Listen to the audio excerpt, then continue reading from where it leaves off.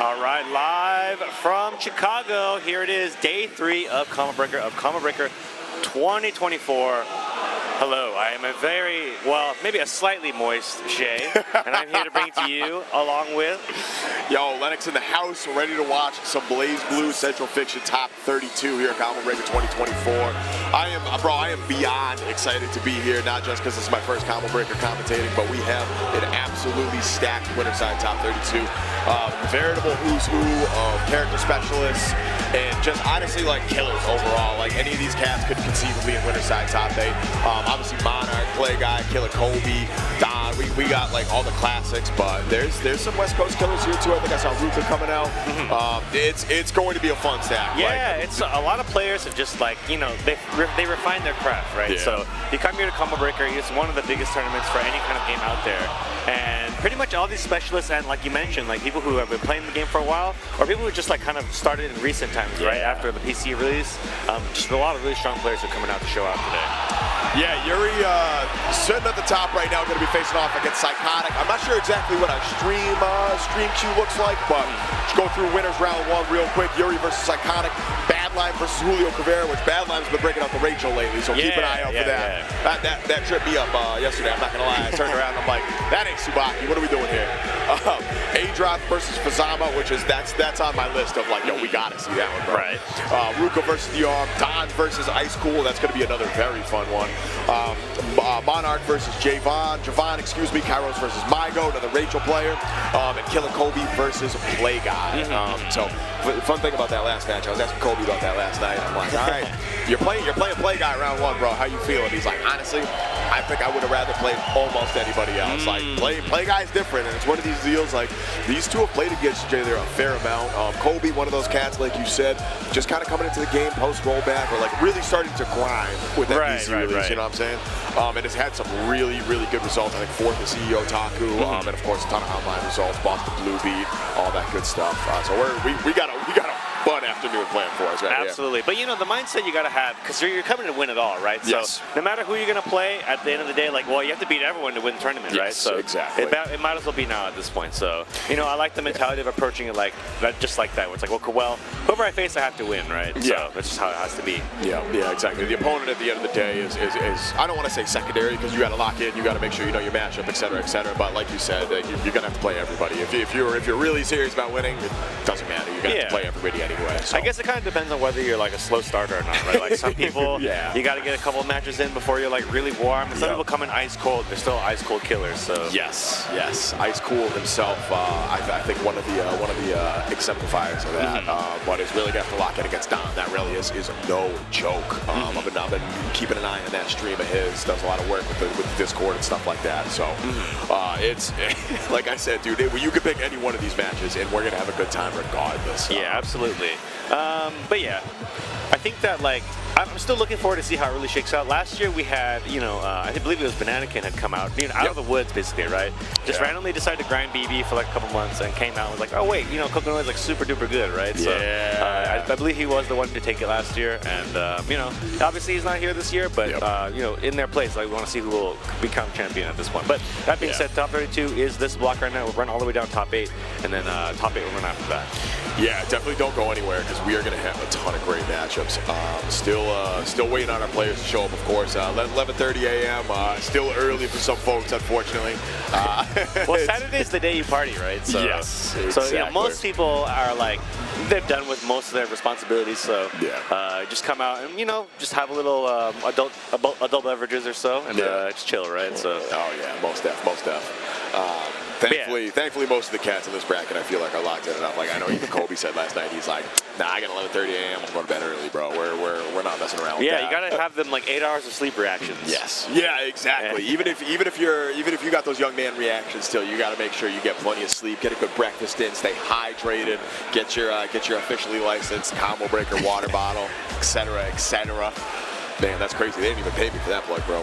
Well, I mean, you just slip it in there, right? You got to put that in your. You got to put that in your reel. Certified advertiser Lennox out here trying to pimp your merchandise. Absolutely, you know. That's you got to show off your skills just like that. Easy as that, bro. Easy as that.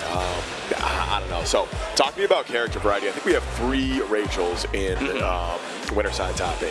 Who are you looking forward to seeing the most? I definitely want to see Jahvahn, I believe. I get the bracket right here if you want to scope that out. So Jahvahn is the one who knocked me into losers, so I do have to cheer for them. Okay. Just because I'm like the That's opposite. a pride thing. It's an opposite spite thing, right? Where it's like, well, I want them to do well because they beat me, which proves that they're pretty good, which means I'm not that bad, right? Exactly. So that's exactly how it goes. But they've got a pretty uphill battle against, I believe it was Monarch, is what you mentioned. I think so. Yeah. Jahvahn so, versus Monarch. But if any character can do it, Monarch's got really good defense, obviously, but he's known to play up that skill set, right? So Jahvahn was using S. Instant overhead is not very easy to block, so that could be one way to kind of put some cracks in the armor. But Monarch does play S as well, so so we might see the Lambda depending on how Monarch's feeling about the Monarch, or the Monarch's feeling about the Monarch. Yikes! Well, how Monarch's feeling about the mirror? Yeah. My bad. Monarch obviously coming off almost making top 8 with one of the worst characters in the game in Grand Blue Fantasy Versus last night. Had a very good run with Matera, and is now potentially might be continuing with another one of the low tier heroes. We might be seeing the Mew. Or the new, excuse me, in place of the S. But we'll see. It really depends, yeah. And Monarch is just known to have a play style where he kind of, I guess, it kind of flexes his own natural talents, right? It's well, especially in a game like BlazBlue where defense is really strong and rewarding as long as you can execute it. Yes. You just used that skill set. And there's been a lot of champions too who have utilized that, right? So, well, your mix-up is pretty good, but if I can block all your overheads, then you have no offense, right? That's just how it works a lot in this game sometimes. Yeah, and offense is so strong in this game too. It's not uncommon to see a lot of players come in and be like, all right, you know what, defense is cool and everything, but I'm just gonna make sure when I win neutral, I'm gonna make sure you can't block anything. Carl players specifically, any of those characters that can force the mix-up that you're truly guessing. I'm looking forward to seeing the Litchi from Yuri. That's always a treat. Another high execution character, of course. And I'll be really curious to see how Psykotik plays around. I think Psykotik made it top 8 in Uni as well, if I remember correctly. Going to be playing in Uni later, so is having a very good weekend. And I want to say made it out of pools in a 3rd game too, if I remember that correctly. Okay. Yeah. I mean, when you're juggling a lot of games, that is pretty challenging at times. But sometimes if you're just really in the mood to play a lot of games, that helps you get going too, right? It's it's like with those people who when they're warming up professional sports, are like, oh, I'm a football player, I'm gonna warm for some baseball, basketball. Just do a little bit of everything, get the joints warm. Yeah, exactly. You just get the blood pumping and stuff. And sometimes it's good playing different games. You improve in one game, it helps you improve in a skill set that maybe you don't get as much practice in your main game or your side game or whatever. I'm always a big advocate of grind your main game, of course. It's hard to truly grind and compete in multiple games, but make sure you got other side pieces going on. Try another character, try another game. It's all learning at the end of the day. And typically it's very beneficial. So. I mean, there's definitely a bit of how you get different types of interactions with people at times, the way that you kind of structure your offense or defense, right?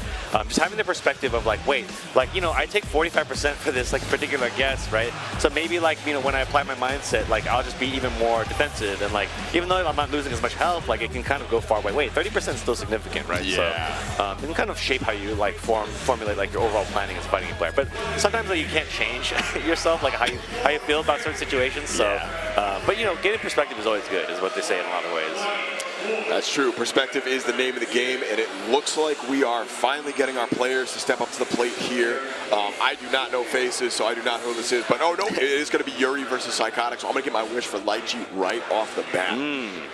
So Litchi is character, because it is the first block we're allowed to explain what the characters do. Because we all assume no one's ever watched BlazBlue before at this point. But in 2024, hell no. Litchi's character who has two, she's got 2 different kind of modes of play, right? So she has a staff that she can set down, and when she sets it down, obviously her normals all change because most of her, not all normals, but most of her normals change because she's no longer holding her staff. Change of range of it, right? But when the staff is out, she can use it as a projectile. It's kind of like boomerang. Pretty much can take up space without really being next to the staff, right? And so it causes she controls neutral by using that as pretty much as a way to kind of stifle her opponent's movements. On counter hit too, it causes a lot of problems as well. But facing that is Carl, who could be one of the best neutral defensive characters in the game. This used to be one of the biggest classic matchups in all of BlazBlue because they were both really top tier for many games. But essentially Carl's sister Nirvana, which is an active puppet character, she is more or less immune to most projectiles, right? So she can kind of absorb projectile attacks. So there's kind of a dichotomy of well, I control lots of space.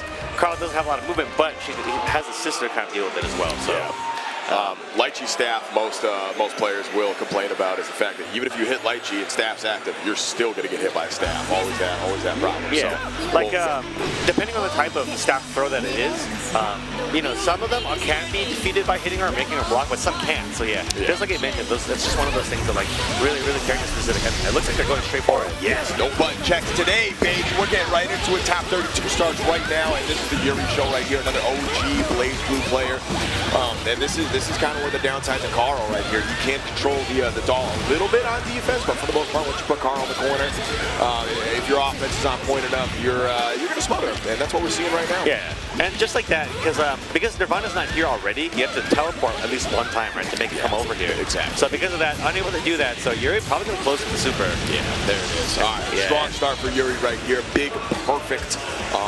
Psykotik. That's one of those rounds you got to brush off and just say, all right, that didn't happen. Yeah, my eyes aren't open yet. I'm still stretching right now. I have the sun in my eyes, bro. My dog is playing. Don't sweat. That's the thing. Is like Carl doesn't have that much health either, right? And so since the damage values in this game tend to be around 3,000 or so, him having only around 9,000-ish health is pretty significant. Nice anti-air though. Yeah, and with the right starter, Litchi can hit you like a truck too, so you got to be real careful about that. Okay. Here's the sandwich setup. Yeah, this is going to be rough to block. Spend all that barrier gauge. Yeah, that overhead. OD too, so make that unburstable, take a little extra damage. Yeah, get a little extra system meter back as well. That was cursed. Oh yeah, I would have bursted there too, bro. Absolutely. Trying to keep the corner. Yes. That's one of those Carl things where his guard cancel, he gets a combo to fall off of it, because as long as Nirvana is active. So with that being said, a reversal from Yuri does break Nirvana and has a chance here to prevent some offense while Nirvana is inactive. Quite a life deficit, but if ever there was a character that could do it, this Litchi hero is definitely one of them, and that's a good start right here. All right, so Nirvana is active, like you said. Got to be aware of that. Guard cancel. Nice overhead, but unable to confirm it. Throw gets teched, and you have to be careful right there. Right after the tech throw, you can make Nirvana do something, so pretty much has the initiative here. And just like that, you can do damage to Nirvana as well, jump cancel it. It is one way to kind of play the resource battle right here, right? Yeah, for sure. Yeah, post-throw tech against Carl is a scary proposition for sure. Almost as scary as neutral against Litchi. Get clipped by the staff, but no conversion. Yeah, Hail Mary with that overhead gets blocked, and Psykotik could literally run out the clock right here with only 10 seconds left. Yeah, I wasn't even looking at the clock, bro. We might get timed out right here. Yeah, once that mix-up didn't hit, I know Yuri's going to go in for a Hail Mary there, because once that mix-up didn't hit, pretty much free block string for Psykotik, and he's able to close it out just like that. Yeah. Psykotik, of course, coming all the way down from Canada. One of the, like, I think there's quite a few Canadian BlazBlue players that pulled up in front of him correctly. Oh, absolutely, losers. Always a treat to see him. Okay, here's the block string.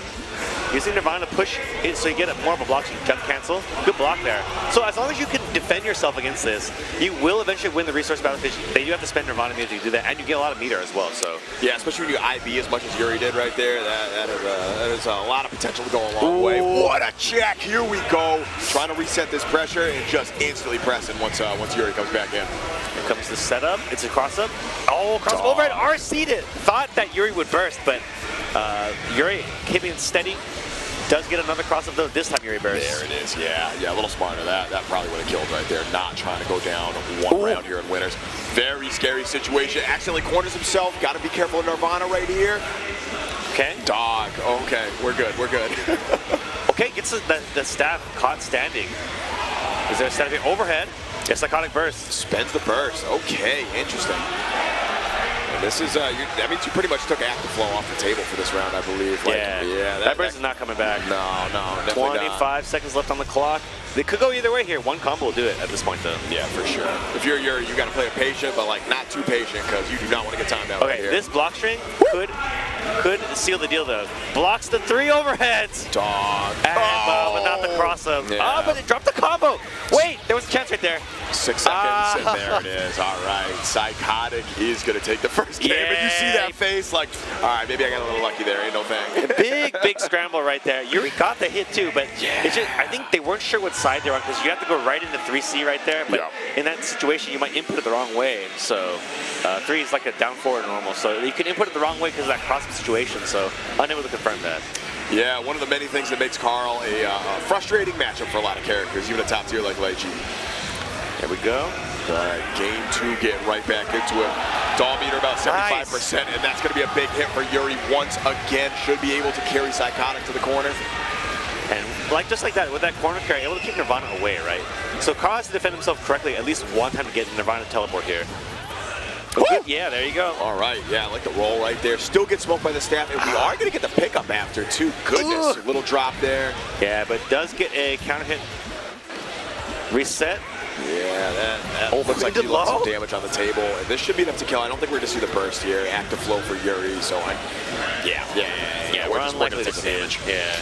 We're just going to take that damage, save it for the next round. Nothing like a hero burst in top 32 to hurt the mental, you know what I'm saying? Yeah, exactly. Because for the most part, right, some of those rounds you just lose just like that because you don't have Nirvana with you, right? So you're better off saving it for overdrive, where you can wait overdrive instead, in this round instead. And that way, like, if you do win the round, you'll for sure have a burst for the last round. Exactly. Good instant block right there. So that move is plus normally, but because in BlazBlue, instant block changes the block stun. You do that so you can guarantee yourself a turn.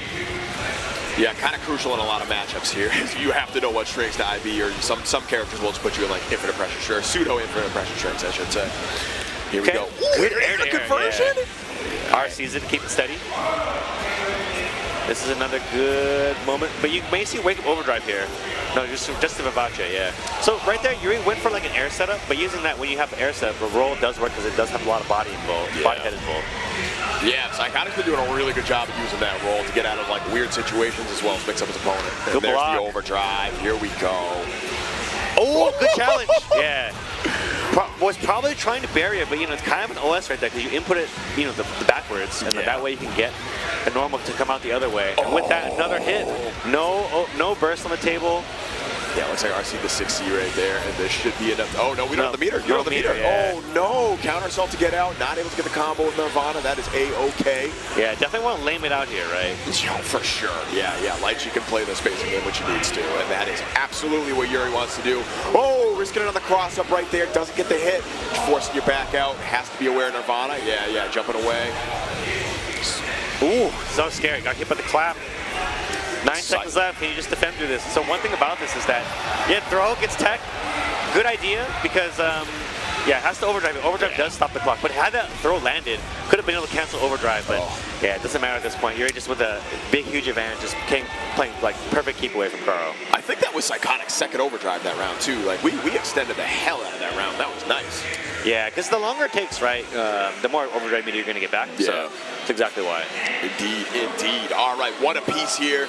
This is not a top 8 qualifier yet. Whoever wins this is going to have to win one more to try to secure that vaunted top 8 winner spot. Oh my goodness. Yeah, this you can see both these cats just like trying to play it a little safer right here. Not with the overcommitment here. There it is. All right. It's tough. It's just really tough beating Litchi, but when you do get it, you got to make sure that you get a good block in here with a dash overhead. Does get the hit in here, but not a lot of Nirvana meter left, so it's got to go to the short ender. Blocks the DP. Oh no, that is bad. This is going to hurt. Psykotik going to want to capitalize on this. No burst from Yuri. Yeah, spends the 25 meter to extend the combo a little bit, get a little meter back, but guard cancels out. Yeah, counter assault still coming in clutch here for Yuri. Has to try to reset to neutral. Nirvana absolutely saving Psykotik there. And there's the burst. Yeah. Might have been a little early, and that might come back to bite you right here. Gonna spend the RC to secure the kill, and Psykotik moving on to set point. Yeah, I mean, I understand the mindset right there, because if you burst right there, especially like at that point of the round, you still have a chance to get one back as hero as well, right? So as long as you win this round, you can be even on resources, but... This is a must-win round for Yuri. Oh, good block on those overheads, Yeah, that's a tough one to block because it's honestly from so far away, but if you block it, you guarantee a turn, and that's all you really need is Carl, right? Good block, good block on the cross-up. And Psykotik's defense has been kind of OD this so far. Block the triple. Speaking of good defense, my goodness. But gets fatal countered by the overhead, and this is really bad. Right in the OD, gonna regenerate all that sister meter, and with that, gonna have another setup right here. Okay, guard cancels out. Was trying to bait it, looks like, but good bait on that guard cancel as well. Takes the turn back.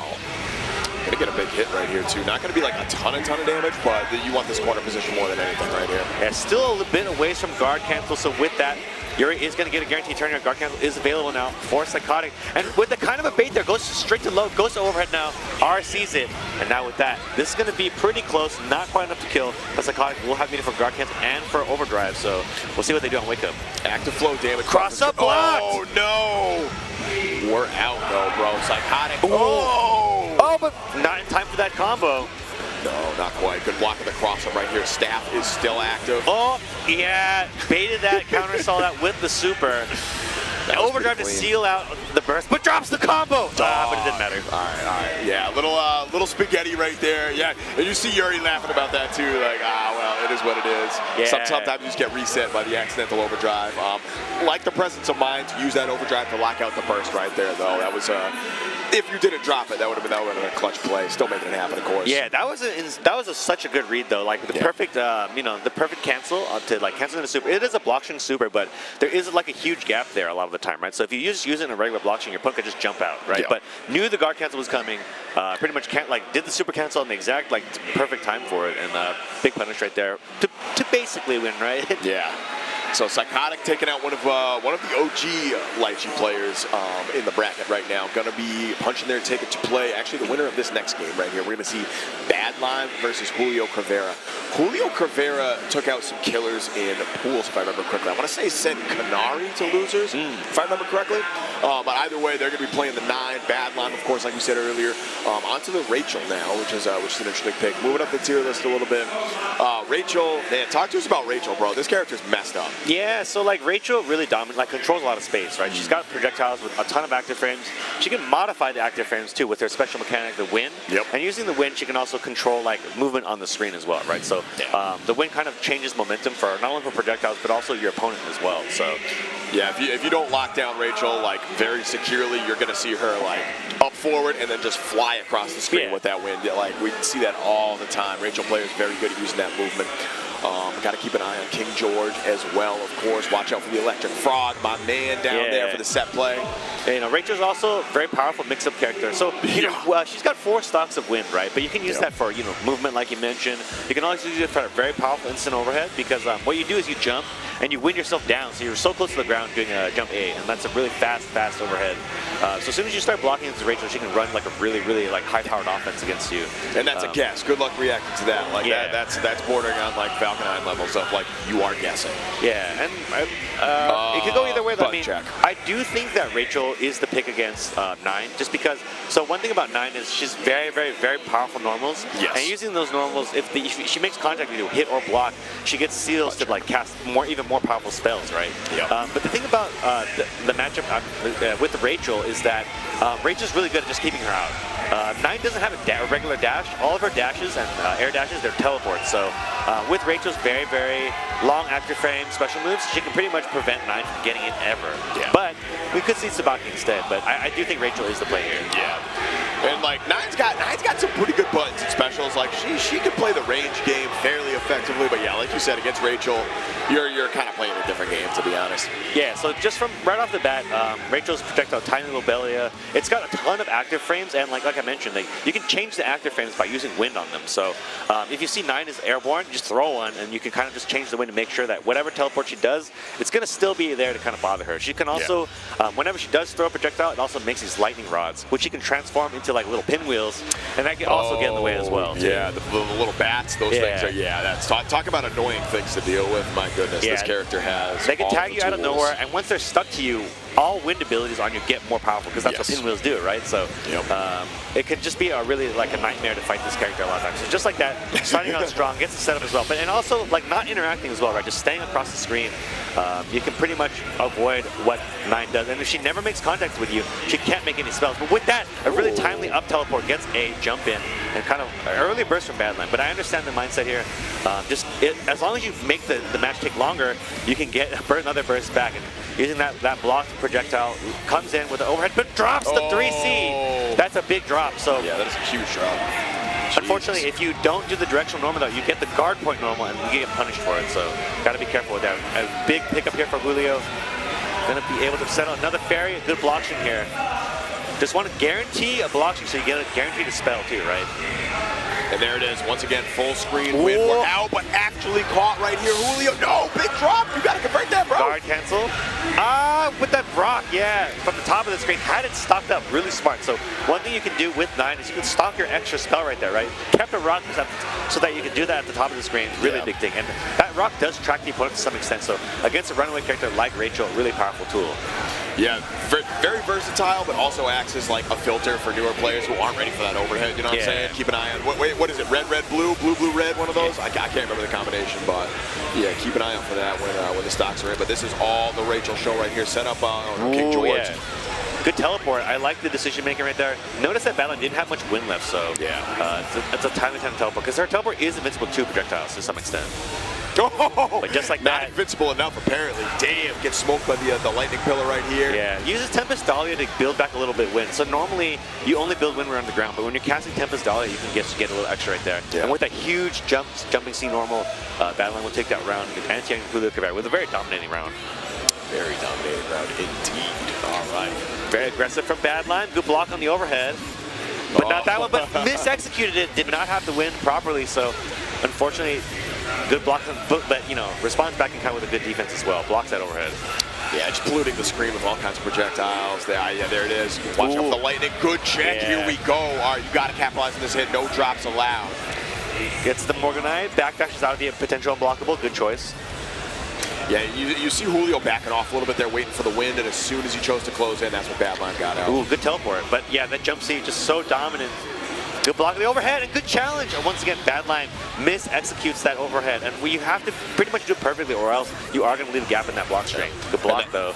That's huge on Julio, too. You had the poison on you, too. That could have been real bad if you'd ate a couple more hits. Tempest Dahlia using the wind to mess up the projectiles.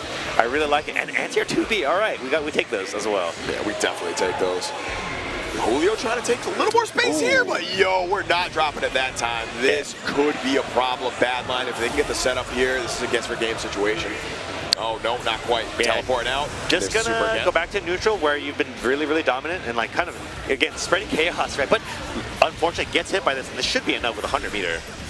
Gotta be aware of the burst. The burst came back, yeah. Could have locked out with overdrive right there, but that was kind of an awkward situation. That being said, Julio is going to clutch out that first game. Good stuff. I do think that Badlime had a lot of the neutral game pretty much settled, right? But a lot of untimely drops. Unfortunately, like I said, Rachel is a very high execution character as well. So in those situations, like you have to make sure your block strings and combos are on point. Yeah, the drops are definitely what killed Badlime right there. And we are not seeing a character switch. We are seeing the Rachel commitment, and that was a hell of a pickup off 2A. Yeah, 2A, let's go. That's some classic BlazBlue stuff right there. Yeah, as a Jin player, I feel that in a big way. Yeah. And here we go. George. We're gonna set it up.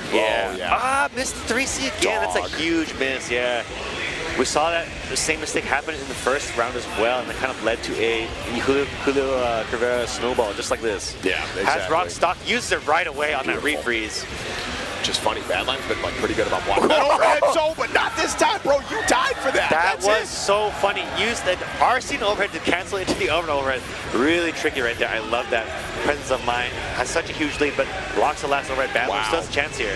For as many overheads as juliocrivera took, that was a nice little bit of defense. Gets tagged. Wasn't a counter hit though, so really tough to pick that. Has another Tempest Dahlia, but a Pixel Health beam. Yeah, you gotta watch the ship right there too. You're almost out. Got a barrier. Any of those air hits, pretty much you are going to get smoked. And now juliocrivera able to hold on to the burst and is gonna go into this last round. Nice. Again, I think Badlime's which has been really good. It's just been those untimely drops which have made all these rounds a virtual scramble. And like credit where credit's due, Julio's done a good job of capitalizing on said drops. Yeah. Again! Unfortunate, but you know, that is the risk when you play a new character. There's a lot of things you have to work out in a real match, right? To anti-air 2A does not hit, but gets good uses of meter right there. Stabilize the combo when you have no win. Yo, drops aside. Badlime is still working on it perfect right here. Builds that first back. Yeah, there's the fuzzy again. We are not going to drop this, right? Yeah. Right? Spends the 25. Dog. Didn't have any more resources, so kind of ended it like kind of short. Oh, yeah, this could be trouble. And this is what we see this whole set so far. Julio gets an inch, now going to try to take the mile. Uses the fairy here to lock down, but really not able to get some offense going as Badlime does fuzzy jump out of it. Another fairy, which does follow Rachel to some high extent, just like that. Wow. Julio just stuck on Badlime there that whole way through. Overdrives through it, and yeah. Very good speaking about overdrive classic BlazBlue, overdriving through the overhead, yeah, we don't do that. Badlime's done that once or twice before. And with that, has a bit of a breather here, can still alive at the anti-air 2A. Really effective against Knight. It doesn't move like normal characters. Actually, it isn't only a teleport, not an air dash. So as long as you're in the right space, you always get it. Does not have wind, can't do that combo right now. Blocks that overhead though, does backdash out. And unfortunately, Julio jumps right into that projectile. And you want to see Badlime try to spend some meter here. Gets a low hit, yeah, right, just like that. Spend some meter on the crush trigger. Make sure you can do a combo even though you don't have the win for it. Yeah, only has one stock left too. Gonna spend it right here. So. Oh, yeah, that projectile was off the screen up until that point. And with that, he's gonna close out as long as nothing out of the ordinary happens. There it is. Yeah, deep breath. No big deal. Gotta tie it up now. Or, was that 2 rounds? That was 2 rounds. Oh goodness. No, all right, that's 1-1, yeah. All right, yeah, we are all tied up here in winners top 32. Winner of this, of course, gets to move on and play against the Carl fanatic Psykotik himself.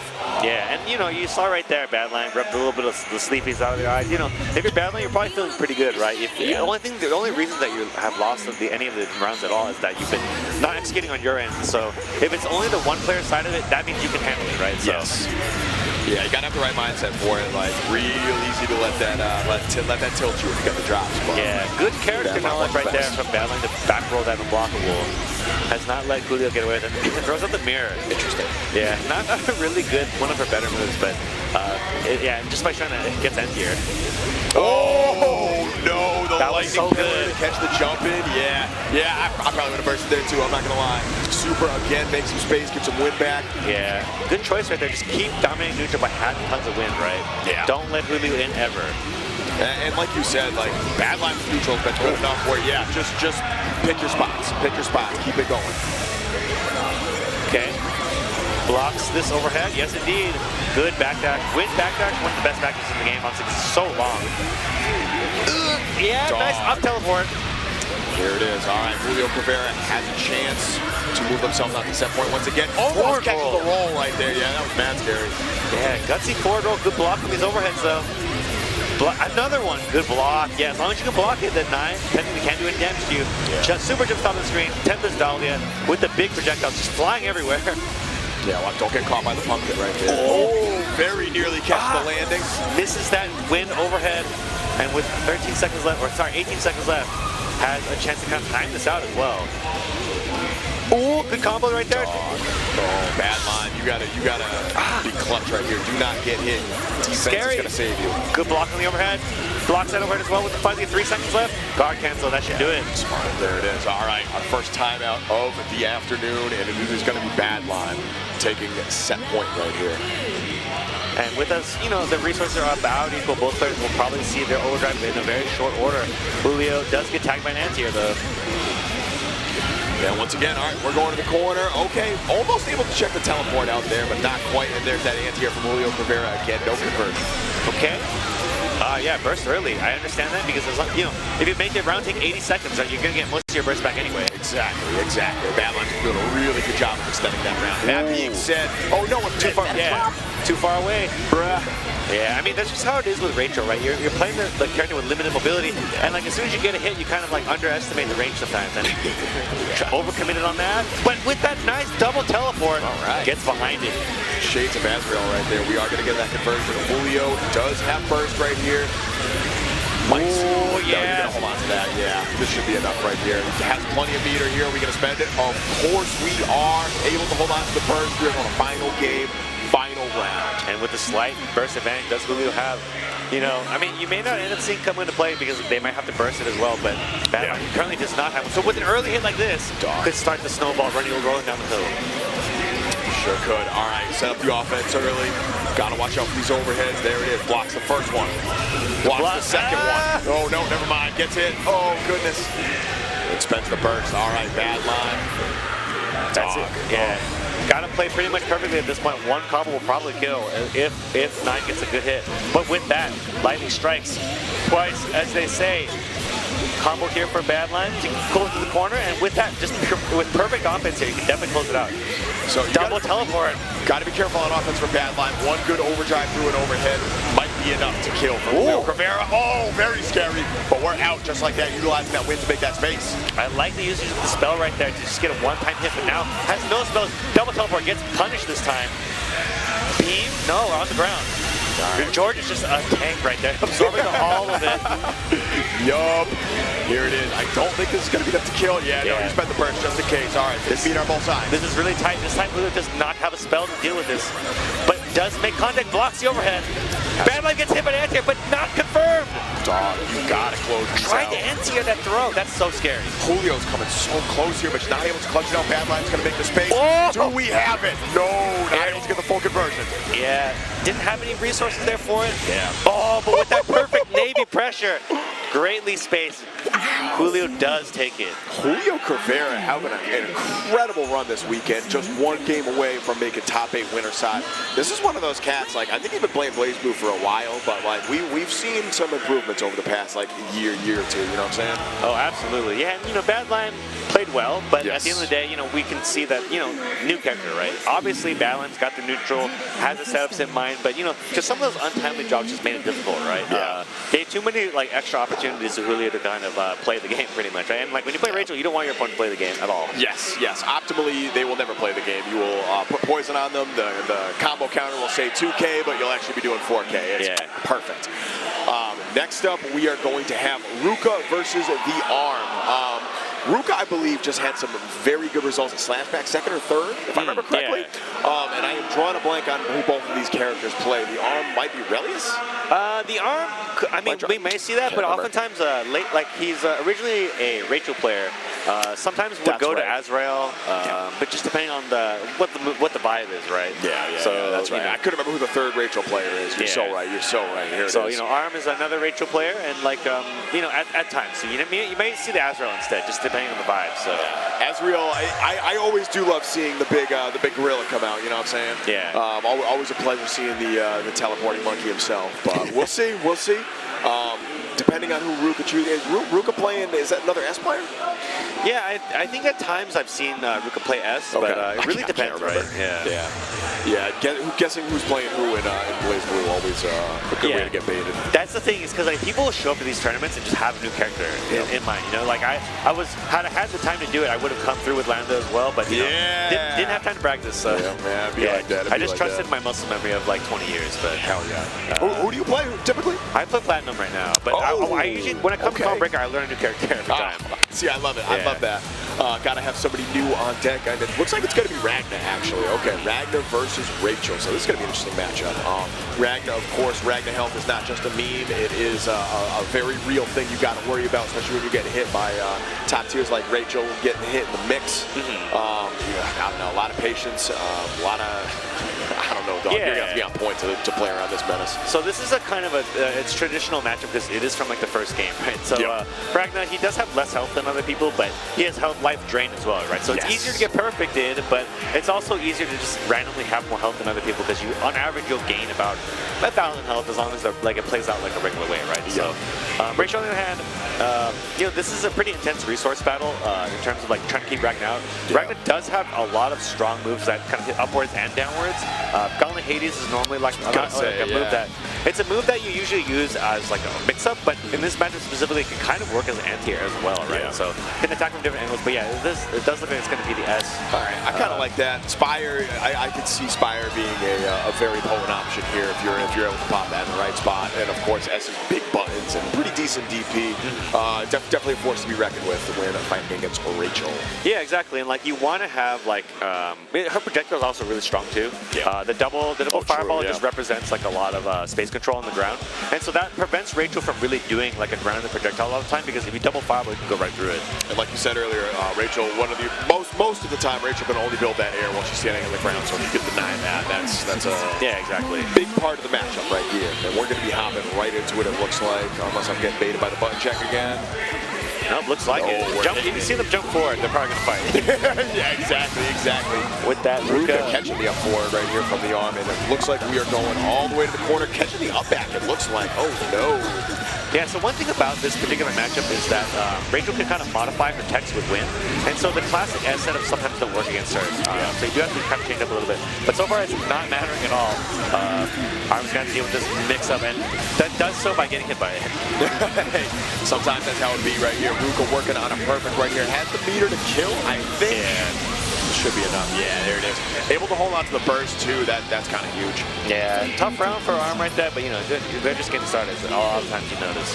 Oh, most definitely, especially when you're playing Rachel. Like I don't know. Sometimes these Rachel players need a round or two to warm up, get the download, and yeah, case in point right here. The Arm already trying to set it up. Yeah, instant burst. Yeah.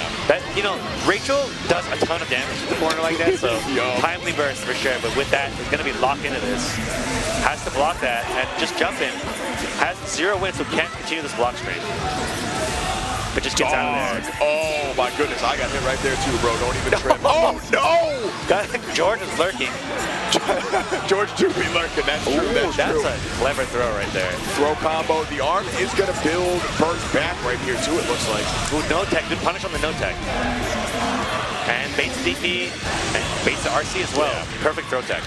Right, Xiei, we gonna take that. The Arm answering back in a kind of dominating fashion, to be honest. That was kind of clean. Yeah, absolutely. All right, Ruka gonna build burst back pretty quickly here though, so resource game isn't gonna be too trashing. But now you're stuck in the corner against Rachel, and this is where the real game starts. Yeah, it goes low. Very efficient to use the lightning bolts to save wind. But look at these four spots of wind gonna have to deal with this. Tries to no tech, but you're still gonna be locked up in here.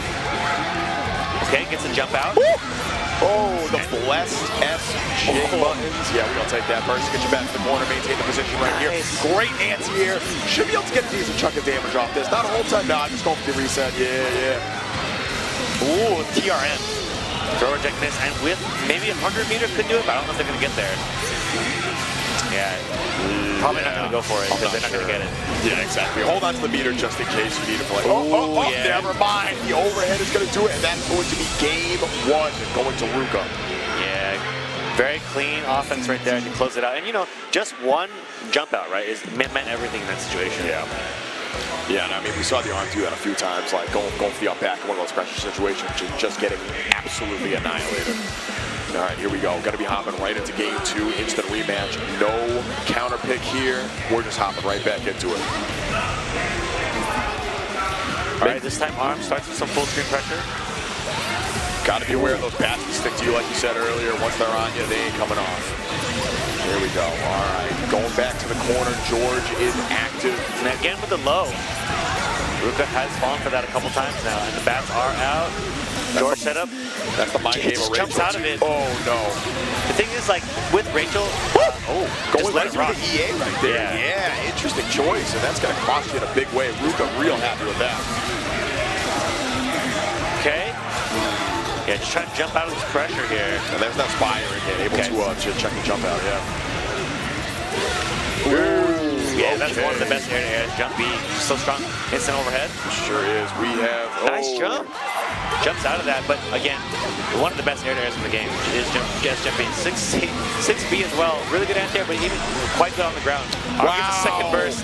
Build the burst back and spent it right away here. Ruka on active flow, Oh, no! No, you dropped it! All right, we good. Cheeky overhead. Yeah, kind of crucial there, right? You want to close that out ASAP, but man, that could have been that could have been dicey. I'm not gonna lie, bro. Ruka on set point right here, able to hold on to the burst too, whereas the Arm potentially might not build it back if Ruka's able to get the game plan go early enough. Trade, good catch on that roll. Gonna get that corner position again. Lockdown. Baits out the overdrive. Oh no, baits out the EA, but no punish right there. Ruka just choosing to hold that. Yeah, that's unfortunate. Gets a small hit here. It's going to be a short combo or a drop combo instead. Yeah, every one of these setups. Oh no, yeah. Jumps over that.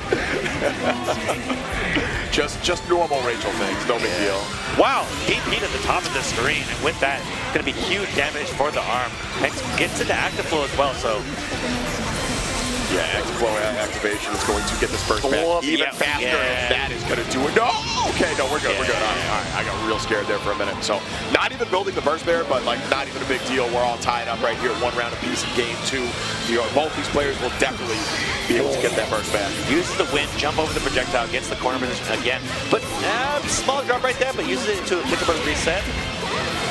Awkward trade. That's going to allow Ruka to take a little extra positioning right here. Yeah, great anti-air.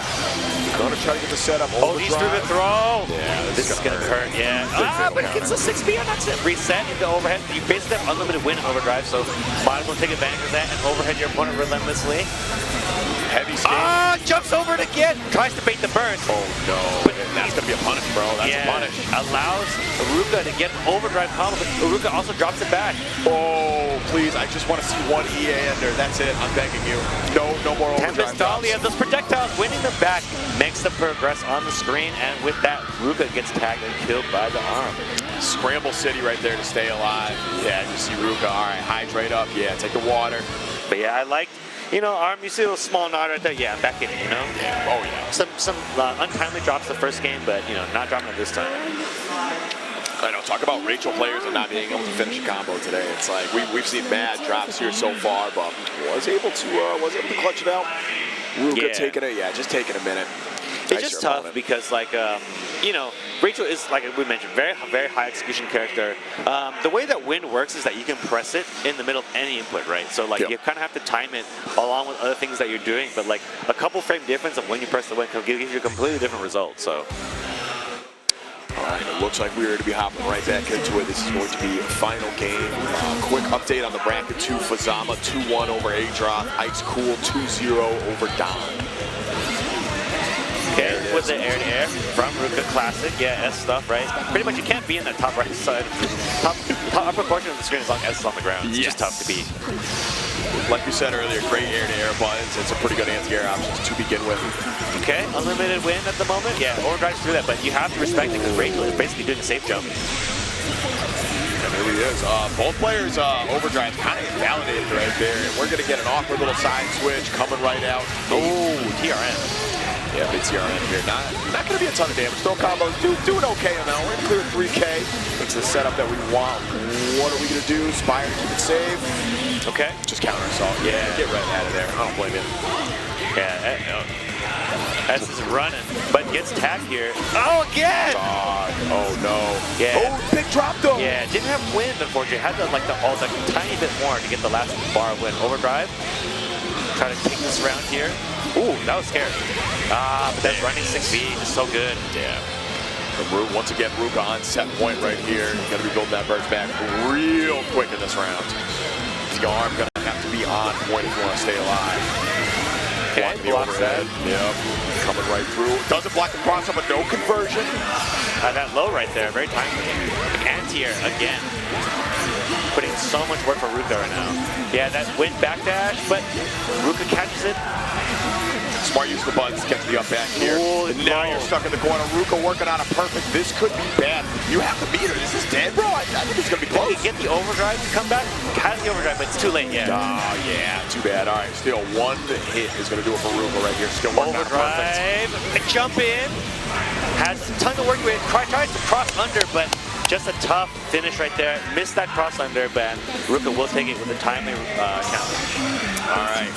One S player moves on, and another steps up to the plate. Next up is going to be Monarch versus Jahvahn. So you were talking a little about Jahvahn earlier. Who are they playing this weekend? Yeah, they're playing S. Oh, that's right. We were talking about that earlier. That's my bad. So potentially we might see the S mirror, but we also might see the Monarch right at the Lambda. It's always a possibility. I kind of expect to see Lambda because partially because mirror matches, they do get kind of weird at times because if it's purely on a footsie kind of reads kind of basis, it can get a little sticky at times where you guys are doing the exact same thing and it's only God knows who's going to win, right? So with that being said, Monarch can go to Lambda, very stable choice. I do think Monarch knows the S matchup very well because they do play S, right? So of course, yes, and just has a really stable game plan against S. So I do expect to see Lambda, but we never know at this point. Yeah, it's I don't know. It'll definitely be a mystery for about 2 more minutes until they pick their characters, but I don't know. I think either is equally as likely. I'm kind of leaning toward what you're saying. I think we're going to see the Lambda at least at first. If Jahvahn is able to maybe take a game off the Lambda, we might see the switch, but could go either way, to be honest. Let's see. All right. Yeah. You know, NS Mirror is pretty much a pure. It's a pure matchup of who can like not jump backwards, because a lot of times, you know, if you jump backwards, you put yourself in a situation where you can be, you know, anti-aired by, you know, rising jump beam, right? Yep. So it's kind of like test your resolve to fight it out on the ground. SS's ground normals, they are pretty good, right? They have but against yourself, like, you know, you are trying to whip punish each other with you know, either like a very long 5C or with 6B. Whereas if Monarch opts for Lambda, can play like a pure range game instead, and utilizing that, you can kind of just like, okay, well, I'm just gonna keep her out, right? And it looks like we are seeing Monarch lock the S in. We are going to see the mirror. All right. S mirror, and I believe, so the winner of this gets to face off against Icecool, who took a 2-0 over Don earlier. That's, oh God, I don't know. Whoever wins this, that's going to be quite the match right there. Icecool, of course, I believe still playing the Susano'o.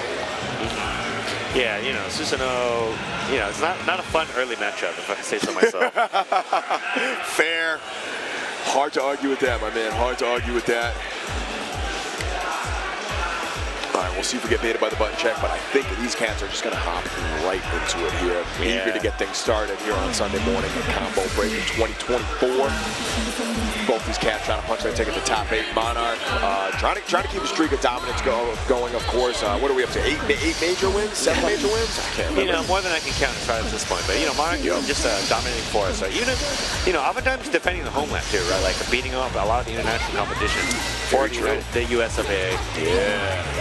Right off the bat. So Monarch, yeah, Jahvahn with the red sword, Monarch with the blue. Early overdrive. You know, kind of use it here, expecting that the round's going to take a while. And first thing, well, Jahvahn attempted a rising jumpy anti, got tagged a little bit, but the situation is just so awkward that wasn't able to get a full combo. And both these players really trying to zone each other out, right? Because part of it is because right there, you see that special mechanic force that you can do. You can power up one of your special moves, and using that, you can kind of get access to better combos, better block strings. Yeah, and I mean, we saw Jahvahn put that out, and Monarch instantly backed off, even though he was an overdrive. Like, pretty respect. And yeah, same thing right there. You got it. Wow, DP right there. The DPRC did. Very interesting. Not sure what they saw there, but either way, get some offense going here. Damn, all right, active full activation, Jahvahn. Yeah, just baits. Yeah. I understand that counter assault from Monarch. Good patience, too, not just autopiloting into that. Here we go. And that overdrive, that burst is back now. Again, setting up the fort, right? I like the decision there, because Jahvahn does not want to interact with only 27 seconds left. You don't need to, right? Oh, for sure, for sure. Here we go, massive light lead, of course. There's the DP. Active flow is going to activate TRM. Oh, this could be the turnaround the Monarch needs. Blue beat too, let's go. Yeah, but not enough here. He needs to get a hit into overdrive. That's the only way to seal this. Counter assault baited, but it may be too late. Overdrive, this is really strange because that causes the clock. I was going to say, Might have been a panic decision right there. He's going to connect, rips that piece, and that's going to be more. No, it's not going to kill Monarch. Uh-oh. Bro, we got a problem here. Got to activate, Oh, just super, yeah, I like it. Smart. Okay, we're good. Wow. Nail biter for round 1, but Monarch is able to clutch that out. Jahvahn shaking it out there, trying to get the heebie-jeebies out. Yeah, there's kind of almost pulled it out with that EA right there, but kind of panicked off that hit. Didn't really even need to engage right there, but Monarch just clutches it out. And that's kind of how it goes, right? So much tournament experience, nothing can really rattle you at that point. You just have to be ready, more than anything. That is the name of the game here for sure. Monarch not letting those scrambles phase him off to an early lead here in round 2. Gonna build that burst back for Jahvahn, has to be aware. I like the use of that RC right there. Projectile RC gets a combo off this. And no teching here to kind of avoid as much mix-up as possible. Yeah, smart. You got enough health to play with, but you got to find the right spot to OD out of it, bro. Yeah, you got to either OD or like figure out a way to jump, right? Because you can pretty much an infinite block shit unless you kind of jump out of it. But yeah, bad burst there from Jahvahn. Maybe he attempted overdrive. Yeah, very well could have been. Very well could have been. I like the fact that he didn't try to risk it on the counter assault right there. Monarch is very clearly ready for that, and Jahvahn knows that. I mean, we saw the counter assault setup from Jahvahn. I think in that first round. So yeah, and they're just taking Jahvahn's taking a moment here because that first round was in such close reach, right? Yeah. You like the neutral game that you're playing, and then when losing a round like that can kind of put you in that snowball situation, right? Where it's like, I'm still rattled from that game, still thinking about what I could have done instead. But you got to pay attention to the game that you're playing right now. But yeah, he's like, I think, what if I pick new 13, right? And I'm like, no, don't do that against S. So one thing about all the Murakumi units is the backdash is one of their best reversals, but it's not real good against S, unfortunately, because S is just so active. So yeah, it doesn't quite work against her. So if I'm Jahvahn, get some hydration. Think about what you did good in the first game and try to do that again. Just try to calm the nerves too, right? It was, like you said, very, very scrambly round one. You're just trying to shake that out. Don't want to give away too much, obviously. Just trying to play the solid game plan. Had enough going for them, I think, playing kind of the full screen game where you can just try to wait. Hard against Monarch. You were talking up his defense earlier, right? I've won a lot of the neutral interactions, which is kind of how they were able to get such a big life lead. But let's see what they do here instead. And let's Monarch get the board. That's kind of just the way you can get a little advantage, right? Kind of like you're playing Street Fighter almost. Honda let Honda get the sunrise. Yeah, exactly. And here we go. Monarch is going to get the whip punish right here for some decent damage into the setup. Oh, we can see another no tech. No, we're just going to see some big damage. Oh, let's go. Yeah, air dash mix up. There's the setup, yeah. Yeah, it has the board, so it's able to get a special DB combo here. Probably set it up again. And what is the mix-up? It is a low. Blocks it. RC blocks the overhead. Pressure going, and there's the Spire activation. Oh, all right. Yeah, got to challenge at some point, because otherwise, like I said, it's an infinite blocking unless you challenge against their burst, taking away.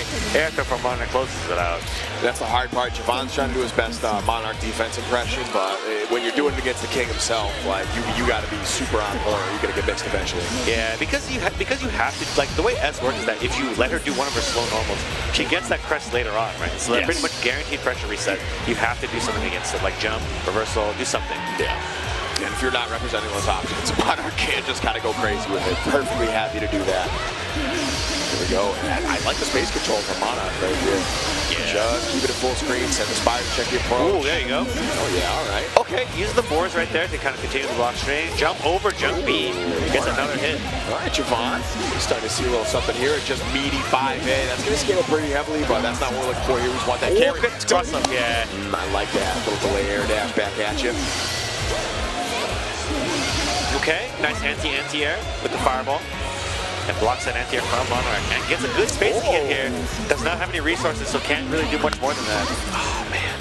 This does have active flow here. Nice reversal. Is going to kill off of this. Yeah, there it is. All right. Good stuff. Yeah, Jahvahn back in it, right? Just, I know Monarch is on set point already, but Jahvahn taking it around, that's a big game changer potentially. Monarch with an early overdrive, going to get a big combo and corner carry and potentially get that burst back, right? So.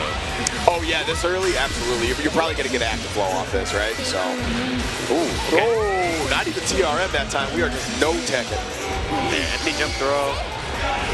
Going back to that neutral game, but Jahvahn is pretty much out of resources. He's going to have a tough time ahead trying to make Monarch crack here. But Monarch is cool to play just very passively, right? Doesn't really need to commit anti-air though. There it is. All right. RC's it. Probably not quite enough. I was going to say, doesn't have to be the kill here. RC gets out of there. The backdash into the corner was a little scary, but Monarch was clearly not ready for it, so we got to win clean. Still, you cannot afford even a straight hit right here. This is very scary. And there it is. Yeah, that straight hit was waiting. Dog. All right, and that's one of the things that's scary about this guy. He's not going to force the issue, right? He's going to say, all right, that's cute. I'm going to pollute the screen a little bit. I'm going to make sure that you are going to come out and hang yourself. That being said, good stuff to Jahvahn. Had some really solid moments in that matchup, right? Absolutely. Just you're playing against the king. That's it. That's it. If you're not on point the whole time, it's going to be a little rough. And now you're heading down to the loser side of the bracket. We are going to be right back with some more games, but we're going to kick it to break real quick. Don't go anywhere. We are going to be right back with some more BBCF. All right, thanks for holding. We are back here at Combo Breaker 2024 in beautiful Schaumburg, Illinois. More BlazBlue Centralfiction action is going to happen right now. We have 2 more games, and then it's going to be all top 8 qualifiers here for the rest of the way out. First up is going to be Kyros versus Maigo. We're going to have some Hazama versus our 3rd Rachel player of the day, followed up by Kyros versus Play Guy. My name's Lennox, and of course, you know who this guy is. You've seen this cat once or twice before. Yeah, you know what it is. So with that said, yeah, it's going to be a really good matchup. So I did watch a lot of Maigo's matches in bracket, actually, playing very, very dominantly. Their Rachel is just so clean right now. And Kyros, obviously, needs no introduction. They are a very strong Hazama player. A lot of majors where they run into Monarch, but pretty much have very high placings throughout the events. Second place is Slashback, if I remember correctly. But Maigo's, like you said, has been on point the last couple of months. So a lot of really good results in New York for them as well. And we are hopping right into this here. It looks like butt check has already been completed off screen. Yeah, we're just playing the scramble game. So Chain does have, it allows Hazama to play around with a little bit differently, but the same goes for the reverse, right? Yeah, both these characters have like advanced mobility options with their specific resources, right? So it's kind of up to whoever can catch the other person in a good situation. But Rachel, you know, again, once they land any of the pinwheel hits, so like pinwheel, one of the things that's like not really represented a lot of times is that pinwheel increases how powerful wind is, right? So if a pinwheel is stuck to you as Hazama, you can never get in as long as Rachel has wind. It can just blow you away, literally. Oh, has to spread the burst to avoid the corner right here. Maigo. Oh no. Yeah, Kyros is just doing a little funny little jig over there. Comes in, gets a really timely overhead hit there. Also, we're working on getting the name switch right now. Apologies. Kyros is on Hazama. Maigo is playing Rachel. Bear with us for just a moment. Oh, what a bait. The counter is all right there. This should be more than enough to kill Kyros. Yeah. No, what? Brother. You don't want to leave Rachel alive, but with that nice anti-air 2A. All right. A little scary there for a hot second for Kyros, but making it happen. Okay. Goes for a winded 3C right there. Always pretty good option against throws, but like once again, one of the things that you're seeing about Hazama right now, I think an attack from that vertical down angle, and it's really strong against Rachel because she doesn't really have a projectile that goes straight through that, right? So yeah, very true, very true. That is kind of how he has dominated neutral so far. Let's see if Maigo can do something about that. Go right through. There's the overhead off the chain. Yeah, here we go. Gotta get some decent carry off this, even if it's not a ton of damage. It is the setup you want, right? Hizzle. Okay. No time. Yeah, back dash. Gets the overhead hit. It looked like a jump, but Maigo does get tagged here. I know. Rachel players getting caught jumping out of the corner today has been kind of a meme. Even though, whoa, here we go. No, not quite. Active flow activation is going to guarantee burst back for Kyros very, very quickly, but Maigo gets away. Here come the pinwheels. They're still chilling. No. Just trying to make some space is Maigo. Okay, forces the George block, backs off right away. But gets tagged yet again by counter chain. Hold Tenjin, probably barely enough to be able to get that last meter. Yeah, we got the round. You can't drop it. There it is. All right. I really like the way Kyros has to respect the screen pollution right there. You got the coffin in front of you. You got George on you. You got both lampposts right there with the lightning. Just able to block the whole thing out and find that right spot to clutch it out. Yeah, I think what you want to see is that Maigo's been doing a lot of that runaway, right? I think what you want to see is Maigo trying to be aggressive with like a wind air dash with jump C. I think that's one way to probably change the momentum of this match, because if you get a counter hit when Hazama's not expecting it, you can kind of change the momentum right there. Because the projectile game has not worked out so far. No, not so far. You want to try to get the snowball game going right now, and so far it's only Kyros the minute. Able to do that. Excuse me. Yeah, really good confirm on that air-to-air chain. All right, catch the no tech once again. Overhead blocked. And just trying to get out here, does manage to get out, but wow, what a read. That move is actually air blockable, so you do need to deal with it in a way that helps you avoid it. So good read there from Kyros to get that extra 3,000 damage. Oh, here we go. This is all the Kyros show right now. Still has to respect the pillar. Oh, wait, able to catch with the low? Okay. Yeah, locking out overdrive or burst right here. Active flow for Kyros. Are we going to build the meter? No, not quite. Not quite. But, 4,000 damage, nothing to sneeze at. For real, yeah. Definitely a good hit. And there's the last one for Kyros. Set point. Wow. All right, for as well as Maigo's been playing like over the past couple months, Kyros is still looking unstoppable right now. Goes for like a winded jump B, but once again, very timely dash in with that chain. Kyros getting another opening hit. What's the mix up here? The pressure block string. Okay, ends it out with a respectful 3C, but Maigo doesn't come down with any normals. Yeah, I like the float right there, trying to get over something, but yeah, didn't commit to anything. Oh, hit, no! Had to spend the burst right there. Yeah, just trying to get out of the corner. Gets a hit. Has only one win, so it's a short combo yet again. Yeah. Gets a pinwheel hit. Yeah, that jump C, like we mentioned, it is one way to kind of anti Hazama right there, right? Because it is so huge that you could take up the space. He uses the pinwheel to, use his lightning strike. Trying to build some wind gauge back here. Random hit there, which helps him out quite a bit. Baits the counter assault. Has the win, but doesn't use it there. Gets anti-air. That's really unfortunate. This could be the turnaround that Kyros needs right here. Potentially could kill off this next hit, especially with that meter he's building right now. Just needs to find the right one. Backs off, trying to bait a counter assault, and the counter assault does land though. Tried to use the pinwheel, winded backwards, but Kyros able to get the hit in, chain straight up, drop kicks back down. Relentless pressure right here. Oh, finally found the way out there. Counter hit. If lightning strike might have been able to get the kill there. Sword Iris would have been enough, but has George out. Trying to get a hit. A chip is going to become a factor very soon. Has to bury these Tempest Dahlia. And there it is. That barrier gauge is going right down. You see that draining away. Oh, what an air throw. It's going to do it. Maigo finally puts one up on the board, staying alive. You're with top 32 winners. And that could be all you need, right? Just get one win in there and see making something work here. Oh, no. Yeah, just floating a little bit. Yeah. George is out. Gotta respect it if you're Hazama. Good, yeah, really timely. Blocking those chains. Great air throw. Chain is a projectile, so if you can find a way to stifle it, it's very beneficial. Air throw reset. Kyros snips it out and techs it. There we go. This is still going to be a decent amount of damage for Kyros. Going back to the corner here. Now we're going to try to get a little setup action. No, just keep it a meeting. Ooh. Okay. Got to be aware of the pillars right here. We are out. Trying to take some space now while you can. One of the bats are already on Kyros. Ooh, Tempest Dahlia. Not sure why they went with that one. Might have been misinput.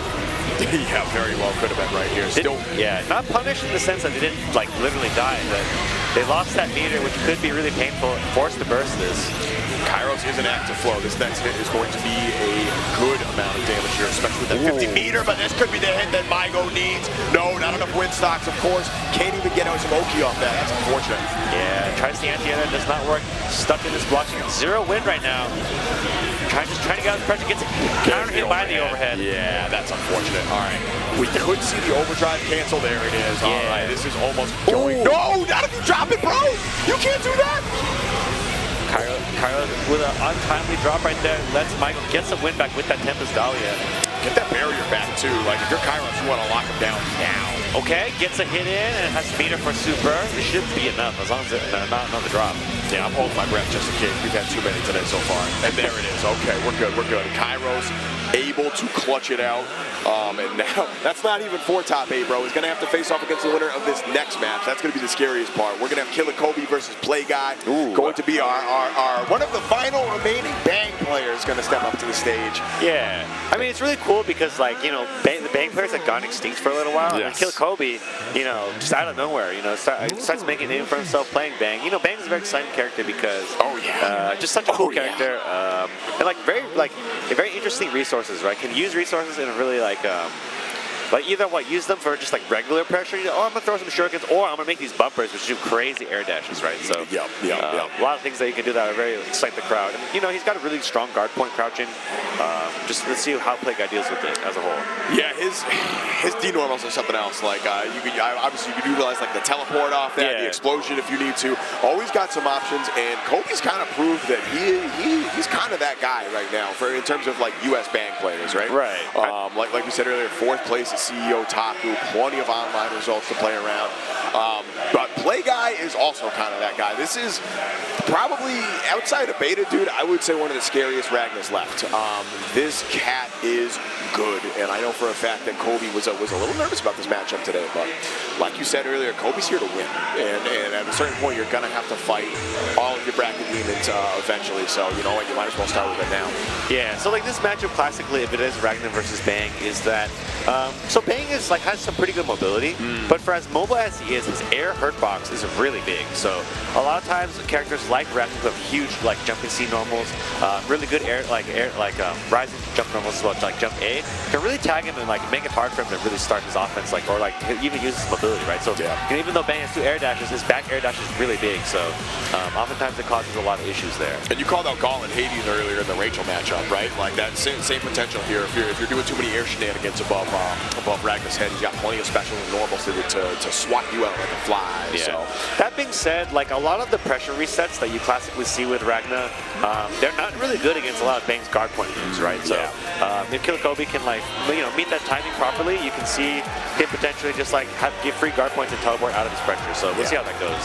We'll see. And it's not like these two haven't played before either. So Play Guy definitely going to be ready for Kobe here. They've had all night to prepare. Obviously, pools happened yesterday, so you got time to grind, time to lab, time to watch whatever footage you need, try to get a game plan going. This is one of those ones that truly could go either way. Yeah, it tends to be that way too. The other thing that's interesting about this matchup is that Ragna's a lot of his pressure comes from his like a neutral as well, right? It comes from his really strong standing 5B, and Bang is a unique character. Bang's a unique character in that his damage is better when the opponent is standing, whereas most characters are better if they're crouching. So get your crouch confirmed. Because Bang's he does more damage on standing confirmed, so it's a very interesting character here. Ooh, all right, blocking the overhead, not the second one though. Fake cross him into low, I like it. Yeah. All right, Kobe getting the mix on already, utilizing those air dashes. Okay. Wow. Oh. I don't know what he was going for right there, but both players kind of got away with murder. We're going to take that. Right there, as you see, his standing confirmed from that. Almost 4,000 from only a near corner position. Oh, but drops the ender here. It is a tough one. And check those seals. Every time Kobe lands a D normal, he's going to get another one. Oh, and this might be enough to kill. We have the meter to do it. Yeah, 60, super crash. Yeah, gets the last seal just in case. Yeah, just for funsies, right? Yeah. Keep that muscle memory going. Yeah, Bang's one of those characters, like, if you're playing him optimally and you're doing, like, the good routes, he does a lot of damage. Okay. Timely instant block forces that pressure reset there. I like the way Kobe's playing this, not trying to force the edge, was really making Play Guy approach, saying, hey, I got the round, you're going to come in. That being said, yeah, got tagged crouching there. So a big combo for Play Guy here. Let's see what is going to be the mix-up from this. It's going to be a throw.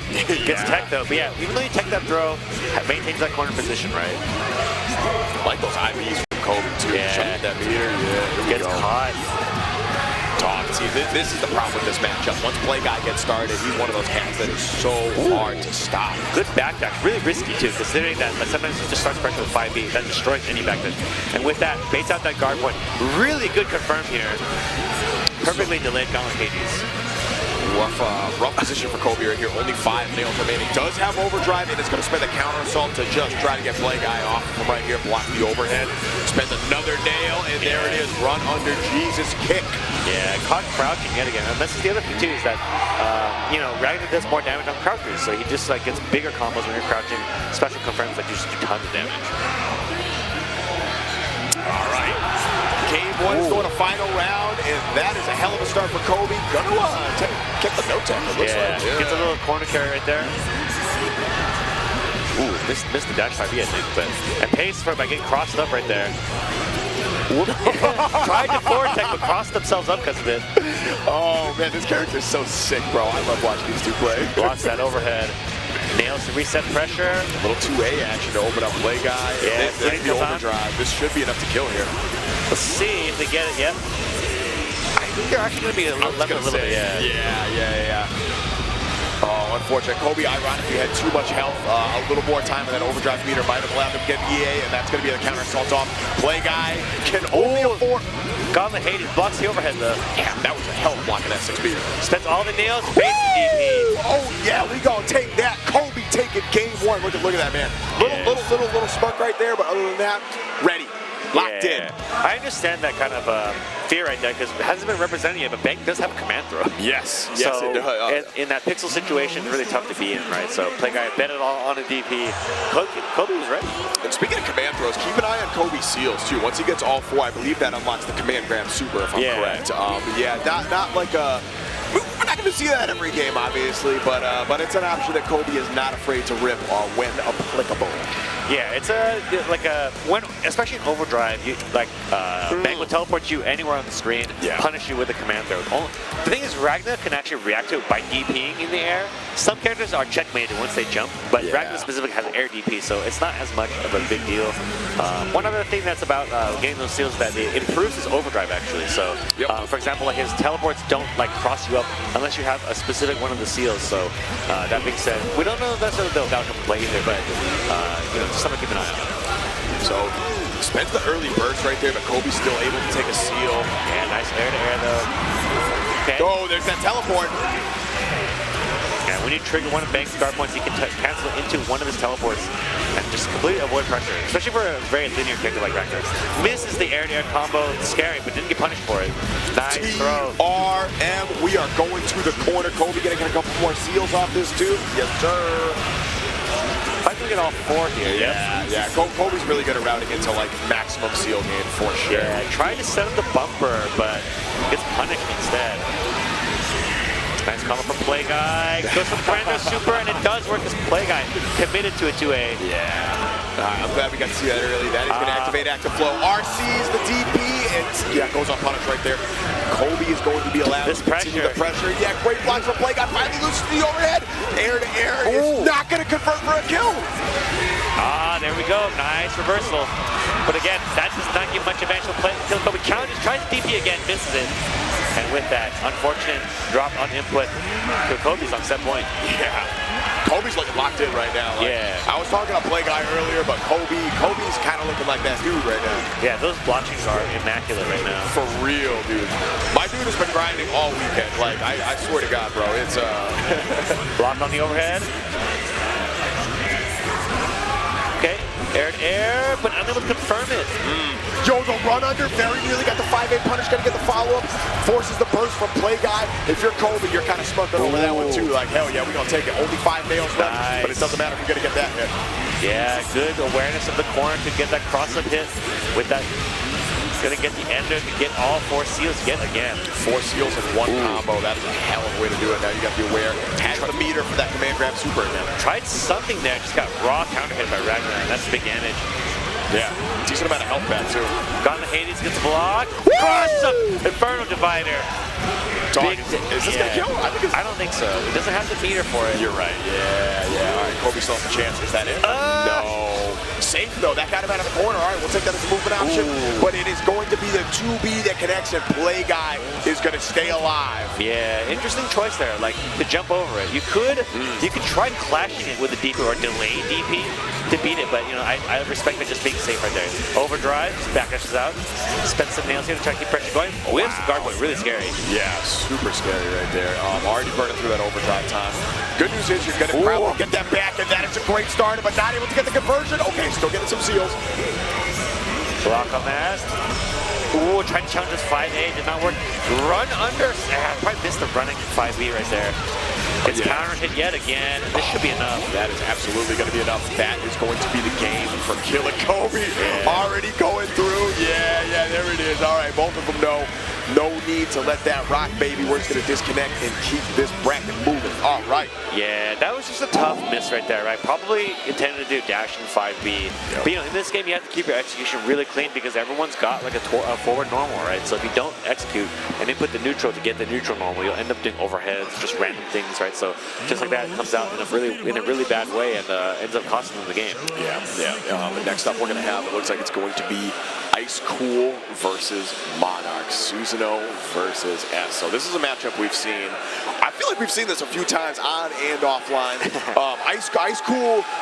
Icecool and Adroth are like they're up there in terms of like Susano'o players for me, but man, it's hard to bet against Icecool. We'll put it that way. That being said, Monarchs to go for a reason. We like you said earlier, lost count of how many majors this cat has won. But hey, if anybody could do it, it's Icecool has a shot. Yeah, absolutely. We'll see. Like we have seen Monarch lose a couple games to Susano'o in tournament at times, like really close sets, right? So it also depends on character selection as well. So you know, I do think S is pretty strong against Susano'o in general. Like she has a good matchup against them because how strong her normals are. But it does put you in a situation where you have to kind of interact with them, right? And that's never like a great thing to deal with. But I do like Lambda against Susano'o, but Susano'o has like good pressure against her, unfortunately, right? So kind of the vibe you're having, because if you're playing S, you know, even though you do have to kind of fight up close with Susano'o at times, you've got access to like a good reversal too, right? So it'll be interesting to see what Monarch goes with. And that's the best thing about watching Monarch, like, surmising what his thought of the matchup is. Oh, we buying colors on stream? Hell yeah! All right. Yeah, honestly, I think Monarch is probably going to pick whoever he feels can best deny Susano'o stocks neutral, right? The less special moves that Susano'o has access to, obviously the easier the matchup is going to be. And it looks like Monarch is hovering over S, at least at first. Yeah, check the buttons real quick. You know what it is. Gotta make sure. Gotta make sure, y'all. Gotta make sure. Gotta make sure you don't have taunt bound to like every button. Yeah. Oh man, I am like unreasonably hyped for this one right here. Oh, are we doing it? Are we doing it? What are you doing, Monarch? No, this is button check. Okay. No, Icecool does have a Terumi though, I think. Okay, this is a button check though. We got confirmation. I got real scared there for a hot second. We haven't seen any Terumi yet. Terumi, one of I don't want to say like underplayed characters, but you don't maybe not necessarily as common as like Susano'o, S. Apparently this bracket Rachel, you know. Yeah. Well, you know, I think Terumi, I don't think he's like a specifically weak character, but he's very unstable. Like almost everything he does has like a bit of like, what if it doesn't work? Kind of asking like to it, right? Because it's a very cool character because he's got so much like speed, there's so much meter build, but oftentimes like you're in situations, normals are so short, right? You end up in a lot of weird neutral situations all the time. And as we expected, the Lambda is going to come out here, right? So the Lambda pick I really like because you don't have to play neutral against Susano'o so much. Like this Lambda just kind of dominates him neutral, right? Yes. He doesn't have a instant run. So when like the early part of Susano'o's dash is really slow, so he can't use like a dash block to really gain space against Lambda. Other characters can dash a little bit and block a little bit, right? Susano'o is kind of just stuck where he is. Yes. He's fast once he gets going, but the start is really slow. Does have access to gun, obviously. Yeah, that's the kind of your anti-projectile tool, but that is so scary to risk against Monarch, right? Especially if you're playing against Lambda full screen. I don't know, that's going to be a very situational tool. I think Icecool is going to need to break out. Yeah. The thing is that you don't want, like, the risk reward is completely in Lambda's favor. Like, counter hit 5D, like, if you go for it and you're the one who's on the receiving end, just big damage, right? Because Monarch can get an instant air dash combo. And the other thing, too, is that, like, you know, Susano'o can't level up on his own here. He has to respect Lambda at all times because, you know, that, like, again, that 5D could be coming, just punish it completely, right? Yeah, like I said earlier, I think this is the play in terms of denying stocks and neutral, right? This is, I don't know. The character the Monarch is absurdly confident with, has the pedigree to back it up. So we shall see right here. That being said, Icecool is one of the Susano'os in it. I am very excited to see what they can do against one of the best ever do it. Yeah, and I like Monarch just going through this also because his defense is, you know, stuff like to speak of, right? So Susano'o's offense is very plain at times, just mostly kind of slow overheads. His combo that off-screen overhead though, right there. Throw. There's the throw. Not even a TRM, just the no-tech. Icecool not ready for it quite this early in the match. Yeah, this corner position is really good for that. It's just set up for Oki off-screen overheads. And Spike Chaser, right? Spike Chaser is a really active projectile that goes through the high air. Oh, nice anti-air, very gutsy anti-air overdrive. That's a mouthful. Yeah, I feel that, bro. Icecool is one of those cats too that makes Susano'o not look like a tank to maneuver, right? Like very good at utilizing those movement options and these pressure options. Here we go, 5 beach, it gets counter assault. Yeah, back to full screen, about equal, but that overhead gonna give Monarch a bit of a life lead here. Push to the corner again. This time does not have overdrive. Yeah, attempt the TRM maybe. There's the throw. There's the throw. And active flow might make a big difference here. We have the super. I think this is going to be dead right here unless Icecool chooses to spin the burst. I think they're going to be alive just because they spend so much health. Yeah, you're right. My bad. I forgot to let you know. That is going to do it for sure. No spend the burst for Icecool, choosing to keep that potential overdrive activation going into this next round. Yeah, that's how they got all their damage to begin with, right? You got to keep that locked in. Yeah, so honestly, like, especially in terms of unlocking stocks in this matchup, you need every advantage you can get. Yeah, anti-air right there. And once it's just another thing about this, he's so tall that he has to block Lambda 60 element time when he's mid-screen. So that's also another thing because Lambda 60 is actually like much better in terms of like frame data. Okay, they're just training right here. Monarch's okay with it though, right? The only special move that you really have to worry about is that one. But and the commander, right? So there it is. Spark, which doesn't necessarily do a lot for you, anti-air nice again against that instant air dash. So that move does not have head invincibility, but it's just so active that it can punish Susano'o like early on. It's huge. The gotcha on the button. Oh no. Moving right over though, we're good. Monarch happy to play it cool right here in the corner, finally finding a way to get out. Icecool, of course, going to be holding on to this burst still. Yeah. Oh, that was tricky right there. That might be a problem. Yeah. Use the gravity seed to kind of as the enter to trick Icecool into thinking they can air dash out of it, but they couldn't because the gravity held them in place. Here's the setup. Air dash mix up. Dog, you got to burst there. Yeah. I was going to say. Decided to burst there, but that does mean that they are going to not have that anti-air overdrive available. So with that Monarch, an easy anti-air to close it out. Wow. Dominant round, or game one, excuse me, from Monarch. Goodness, I blinked and those rounds are over. Yeah, wow. I mean, the way it feels, too, is that, like, Monarch is always in control, right? Yes, you never feel like he's about to lose. And, like, when Icecool gets the hit in, you always feel like, well, I mean, he used, like, a major resource or a major read to get that. Now Monarch is back in there, right? Yeah. I just see Icecool taking a hot second to character select screen, just taking a deep breath, thinking about what they got to do. Thinking about how you are going to lock in to try to knock off the king. This is, of course, for winner side top 8. And if y'all type exclamation point bracket into that chat, sit at home and check out what the loser side of the bracket looks like, you will know exactly why you do not want to fall into losers this early. Yeah, it's just a pit of sharks down there. Yuri, oh my God! Speaking of loser side update, Yuri knocking off Badlime 2-0. Wow, man, dog. All right.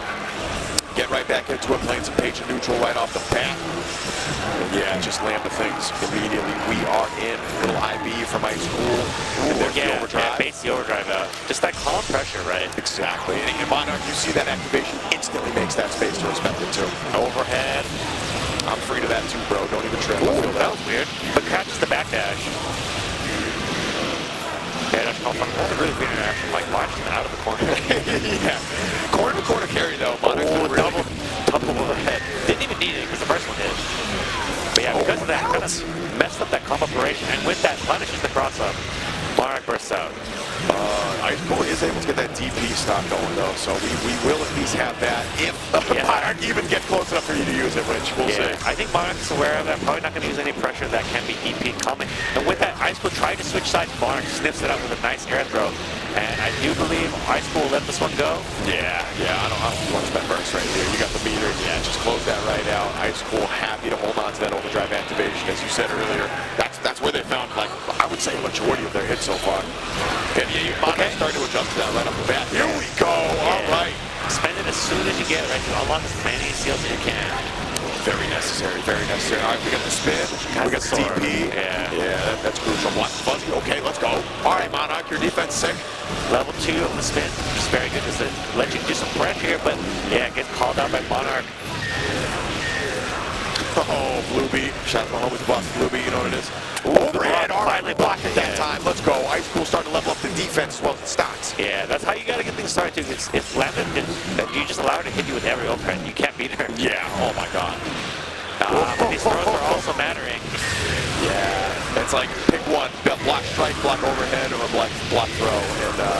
And Icecool is losing the RPS in that respect.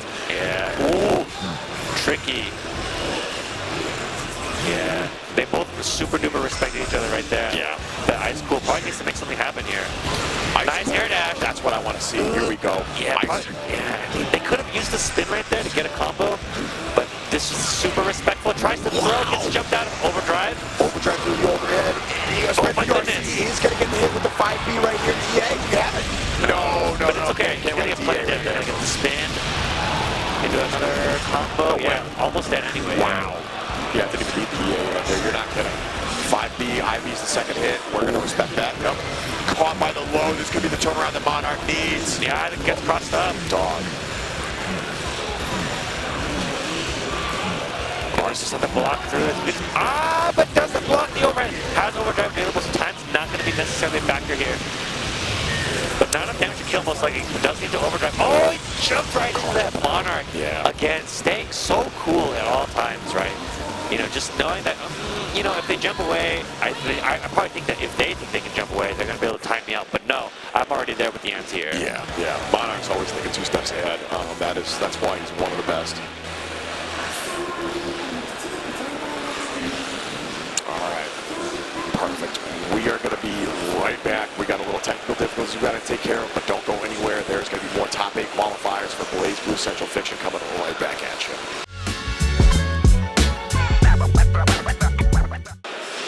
All right, apologies for the delay. We are back, and we are going to kick it off to Psykotik and juliocrivera. Once again, this is a top 8 qualifier. It is going to be Carl versus 9. So talk to me about this matchup. This is not one I've seen a whole ton. 9, I can't see 9 dealing with Nirvana very well. Yeah, there's definitely, again, as you mentioned, 9's mobility does make it a little bit difficult at times because you can't deal with Nirvana in the regular way. But that being said, you know, I do think that a lot of those teleports, though, on defense make a huge difference, though. So, like, as you saw at times in that previous matchup with Julio, up teleport, right? He can teleport upwards as well. And, like, sometimes that can make issues for Carl, who's doing a lot of his pressure on the ground, right? So, it kind of just depends on timing, though. You know, there are, you know, Carl pretty much has limitless blocking, like, types, right? You can always work around with what you do. So, it really just kind of depends on what kind of read Psykotik has. And, yeah, teleport up, obviously, you're susceptible to the old Nirvana clap as well. So you got to be aware of that. That being said, I have to believe that juliocrivera at least has some understanding of that.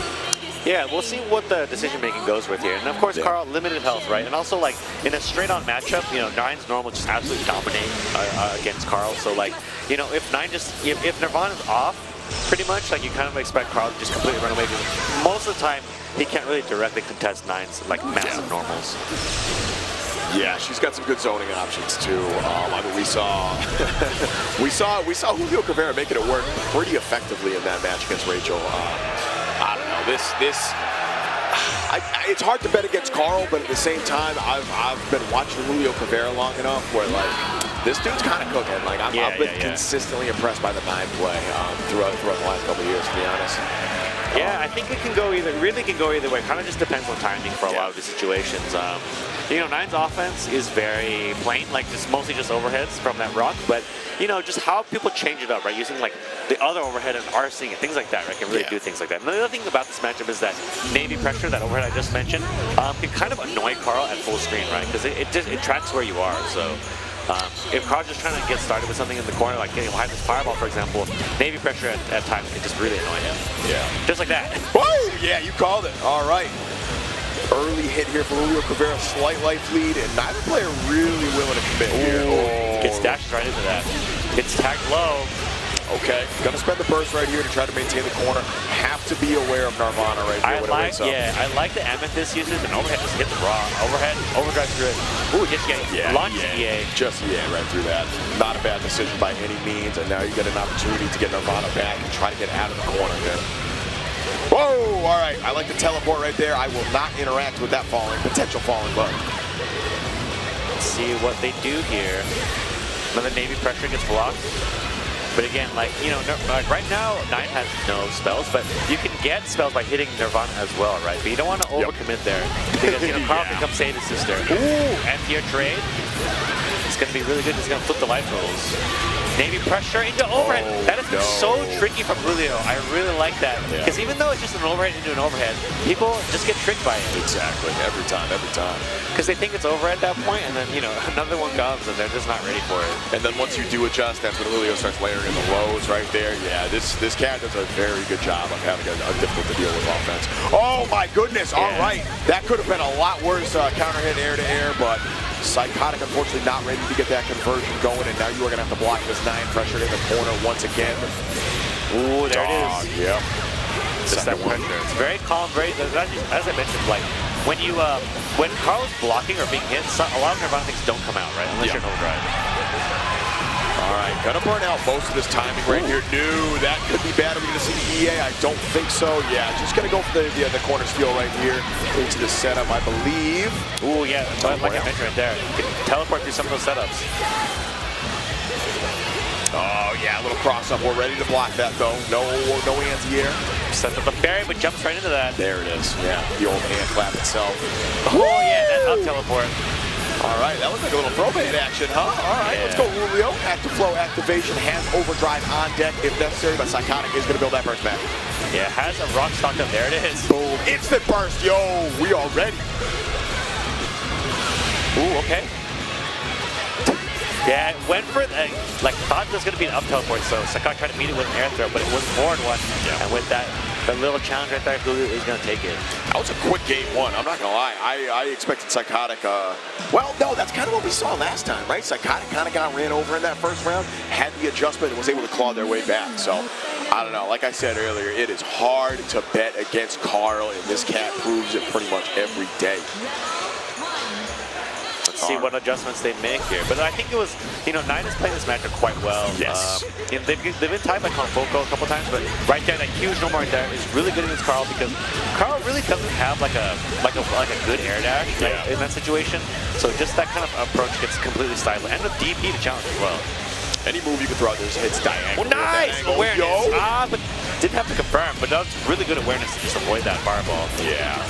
That being said, Psykotik. Oh, that's going to be a rough one. Yeah. Has to spend the burst right there. Yeah, I don't hate that. Air to air, DP in the air. Doesn't get punished. It's pretty tough punish. Yeah, a little misleading if you're not used to it, but Psykotik is still going to get the ensuing hit.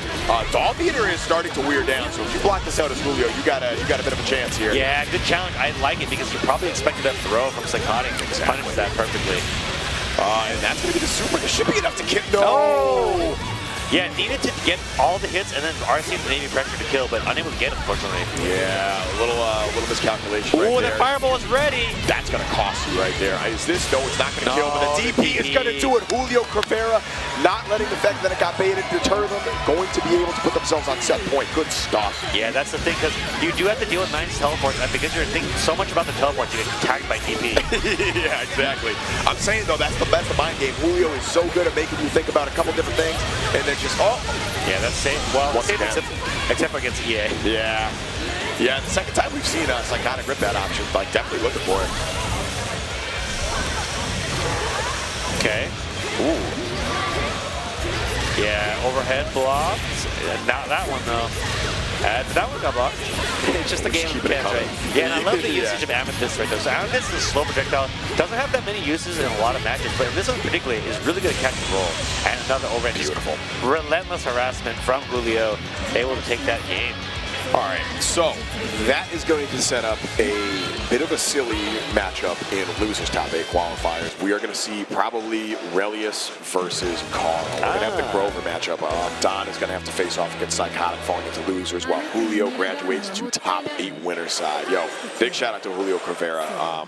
Like we've said it a few times now, but like big improvements over the last couple of years, improving in a big way on the big stage, punching there, taking the winner side top 8 here at Combo Breaker 2024. Yeah, I love the trickiness that they're employing too, right? And also just overall technical knowledge of just like the matchups in general. Using Amethyst specifically against Carl, just really, really powerful, right? So I love the adaptations right there, just in general. And so, great to see him move on to top 8. That's what I love about this game. There's so many like very niche character-specific options that like if you're practiced enough and you're on point, you're practicing the game, you got the opportunity to go far with that. And I love seeing that displayed in person live, so to speak. Yeah.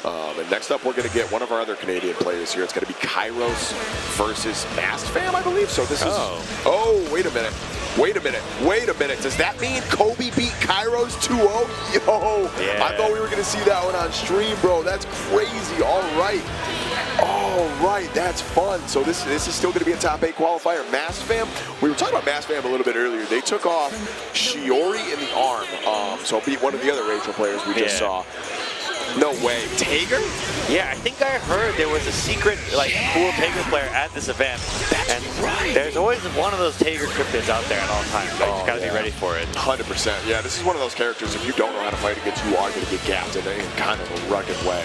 Yeah, I think I saw them playing in pools. I didn't catch the name at the time, but yeah, I distinctly remember seeing this. There was a Tager that was cooking, bro. All right. Yeah, that's the thing. Like, Tager is a character who's no longer like a basic grappler. Like, they kind of made him into like a very technical character, right? Yeah. And he's really, really cool. He uses magnetism to kind of pull his opponents towards him. But that being said, Hazama is a projectile character with amazing mobility, so that does make it a very uphill battle. But if Mastfam is able to get some timely spark bolts in there, which is a very powerful projectile, which deletes all other projectiles, we could definitely see him like clutch it out as long as he's very careful. Pretty good starter too. Like, this character can hit you like a truck if you are not ready. That being said, Kyros was off to the races here with the blue beats. Yeah, just trying to layer that offense. Tager defense is a little rugged when he doesn't have meter. You can be churning that butter on defense a little bit, but you can only do that so many times before it gets baited. Yeah. Okay. Yeah. Try to sledge. The sledge does have some projectile invincibility, but that being said, it doesn't have any invincibility against physical attacks, which is what you saw right there. Kyros punches it out. Sparkle gets blocked. And even though block, it costs. Yeah, you get a little magnetism there, so it does become a little bit dangerous to jump. Yeah, jumping in, which is crazy as Hazama. Like, that's one of the things you want to do. Jumps right? over the 3C. Reset. Oh! God, I like the block shoot, but wasn't ready to confirm it. I think they missed their atomic fire input. Yep. I think you are correct. 5A is going to check the pressure here and let Kyros build some space. Does have Spark Bolt on deck. Woo! Yeah, big stick on the sledge. We're taking big swings today, bro. Yeah, try to sledge right there against Anthony. It's hit by the 3C. The active flow activation is going to allow for a little bit extra damage right here. Dodge the sparkle, yep. Yeah, just gotta keep it steady here, right? Don't want to overcommit to anything. And another hit as well. So once again, just not really doing anything, not allowing anything, right? Don't want to overcommit at all, because with 100-meter, Tager does have access to one of the best approaches in the game, a super command throw, but Kyros keeping it steady and wins out that round. Yeah, that's what you want to do against this character, right? Like, if you can play the containment game against Tager effectively, Tager has a hard time getting in, for sure. Uses the sledge, the voltage charge counter. Oh, yeah. Like the thought, wasn't he ready to punish there, but... I like that, yeah. Using the wedge, too far away though. 6A pulls you back in. Nice block string. Watch the magnetism right here. Yeah, remagnetized. Tager does have the meter. You have to be aware. Okay, we're making space again. Chain to get in. Yeah. Chain for counter hit. This could be the turnaround that Kyros needs. Still has burst on both sides. Oh, okay, yeah, just escapes. I like that choice. Just go back to neutral, right? Yeah. You don't need to play the offense-defense game against Hazama. Just fight neutral the whole way. You can win it that way. All right, yo, we got 100 meter. Are you dead? This is going to be close, right? It's going to make 100 meters of GDEC Hazama. Another hit will kill pretty much, because it has access to 50 more. Tager does have the most health in the game, so. Oh, that's right. Okay, my bad. Yeah, 3,800. That did not look like it if you're looking at the health bar. Spark Bolt, that's perhaps the last one. Potentially, we'll see. Yeah, that should be enough to do it. Oh, wow, that's a drop. All right, Mastfam has a chance. Let's see what we got. Yeah, but like Hazama could just fly out of there. Another Sparkle. Use the up Sparkle. A huge gamble right there. Yeah. But the forward one would have done quite nicely. Dog, I can count on one hand the number of times I've ever seen up Sparkle. Like, typically a good grounded option, right? Like, we saw it gets the magnetism, gets some good damage on counter hit. But dog, like, yeah, hell of a read, hell of a risk right there. Not working out, unfortunately. I like the decision. Kind of represented here. Like, oh, what if I do it next time? You never know. And that's the flip side to that is now Kyros gets to think about that going into this next game. Bolting charge counter. Let's see if he defends himself against this. No, gets tagged by that staggered blow. And I think he's been going for that. Mastfam has just been missing the input. Overdrives out of it, but gets command thrown. Oh, Gadget finger. That was a big sub. Oh. Yeah, just gonna just take the damage here, right? You want to maintain the life lead against Hazama the best that you can, so you make him come to you. Has Spark Bolt, uses it right away. Yeah, maintain that. Oh! That should be enough to kill right here. Let him know. Put him in the wedgie. Boom, there it is. All right. I am so used to seeing people. I always forget you convert after that because I'm so used to seeing Tagers in my locals just go for the mix-up after. You know what I'm saying? Yeah, I mean, you want to take the damage in this match specifically because you're spending most of the time blocking anyway. Yes. So you're going to have so much meter regardless. Yup. All right. Oh, beat the sledge. Dog. Yeah, as we mentioned, it doesn't have any physical vulnerability. It gets tagged by the overhead, though. Dude, this Mastfam guy looking kind of clean, I'm not going to lie. Big damage here from that overhead. As you can see, magnetism loops. How do they work? Command Who's to throw. say? Mystery to everyone. Oh man, we are layering on the damage right here. Try to bait that into a cheeky reset, but I don't mind that as well. But also potentially could have done the timer scan infinite. An amazing anti-air from Kyros. Tries to reset as well, but gets wedged again. Will that gain the meter? It did. It will probably. A reset again. Oh my god, I'm tripping right there. So even set the RC at the end there just for good measure. Yeah, I don't think they needed to do that, but you might as well, right? Not. Yeah, exactly. Exactly. Stability is key, and that was a hell of a quick game too right there. My goodness. Yeah, I mean, again, like once you figure out what that other player is worried about, you can kind of really harass them and get to the next layer, right? Yeah, and BlazBlue is a real big mental stack type game, you know what I'm saying? Especially if you're playing against a character with a command grab as hefty as the one Tager's got. Okay, good block on that offense. Yeah, gets overcommits, gets wedged. We're getting wedged left and right here. I'm gonna hold on to the burst right here. Definitely not gonna burst. Man, this does so much damage in the corner, as you can see. Dog, this is crazy. Ooh, meets the jump. Great anti-air. Yeah, Kyro's pretty on point when Mastfam is a little too high with those anti-airs.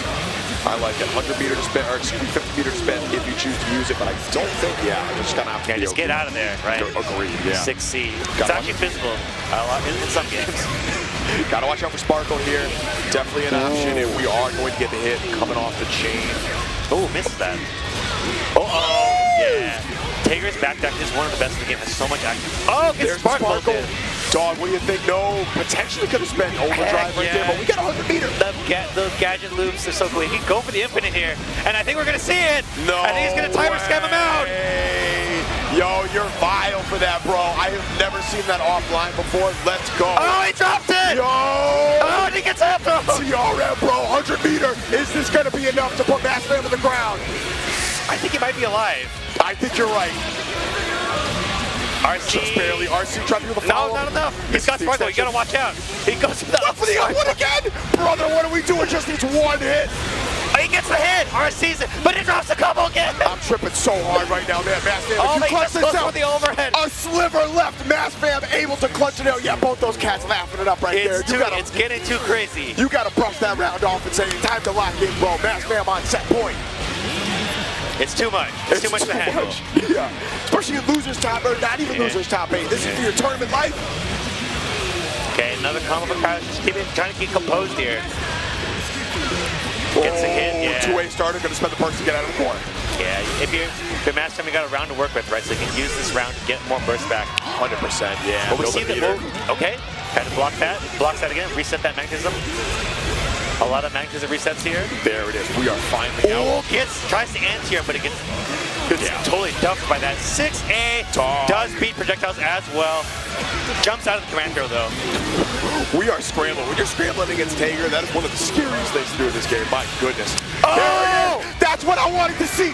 That is why it is so scary right there. Look at the damage. Boom! Half your health. Say goodbye. You got one more hit. That's so scary right now. That's why Kyros has been backing out. Not really been doing much offense in general, but that's the exact reason. Overcommitted, got super commando, but a timely jump gets out of that sparkle. Gets hit though! This might be it right here, big drop. Yeah, no magnetism could not do that combo, but this is gonna be a short combo, no magnetism again. Dog, one more hit. Kyros still could potentially come back, has the meter, is gonna be magnetized, so I have to be very strategic, and that might be that hit. The reversal anti-air tried to backdash. There's so much active frames. Mastfam is going to take it and advance over Kyros in a real slobber knocker of a match. Dog, we have Tager in top 8 at Combo Breaker 2024. That was not on my bingo card for the weekend, but I am so happy we got to see it. So I got a shout out to my local homie real quick, that Tager player, Jackie Sparkles. That is the kind of action that we get at locals all the time at Boston Blue Beat, and I am so happy I get to come to one of the biggest stages for BBCF and see that live with some of the best to do it, especially against an opponent like Kyros, bro. Kyros got second place in Slashback. I know. Only lost to Beta dude. Yeah. Oh my God, now I have Mastfam to that list, I guess. Wow, all right.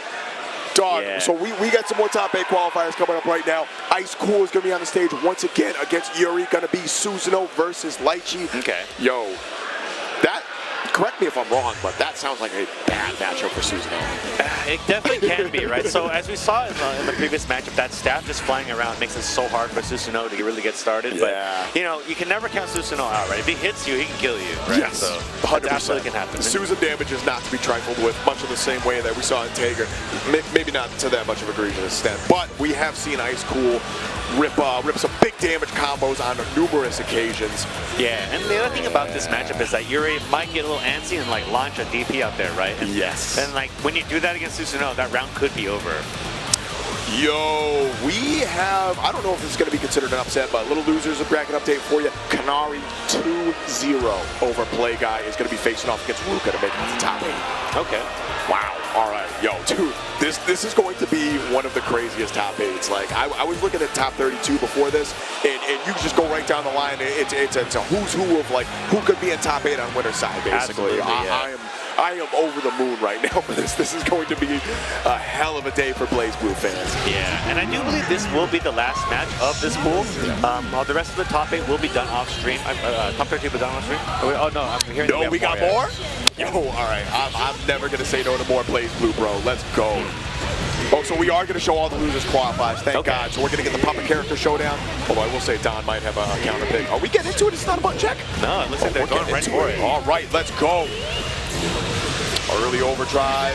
Oh, yeah, it has to respect the staff. Has to respect the staff. Absolutely, yeah. That's the thing. Is like we mentioned it before, but you know that dash acceleration from Susano'o, you know, does make it a little difficult to kind of change the spacing here. But yeah. So far has been really good about just getting the random hits just like that. You're gonna get another one. Spin the crush trigger.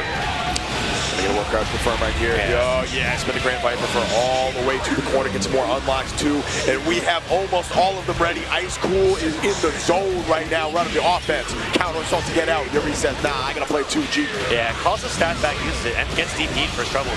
Yeah, drop combo though. That's what's been killing folks so far. You cannot afford to do that against Litchi, especially now when staff's active. That is why right there, sometimes you just get smoked. Oh, okay.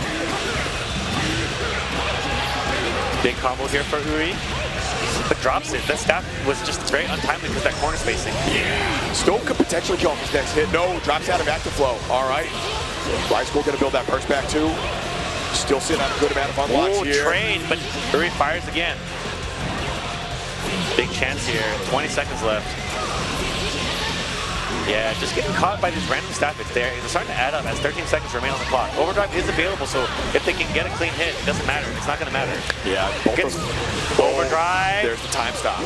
Yeah, time stop from Icecool. Interesting choice. But they might have just felt the pressure there. Now gets counter hit, and now Uri can overdrive to finish this.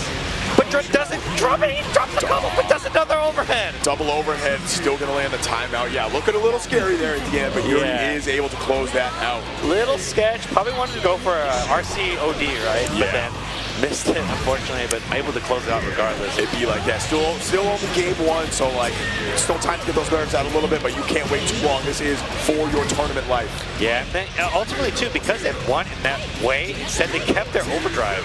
So it has a massive resource advantage now. Yeah, very true. And Litchi and overdrive is definitely a force to be reckoned with. That being said, Icecool is building that back with these blocks very quickly. Scary jump out. Actually going to get the hit after too. All right, finally going to allow Icecool to get some unlocks here. Yeah, let him rip. Let's see what they unlock DP again. It goes for the overhead.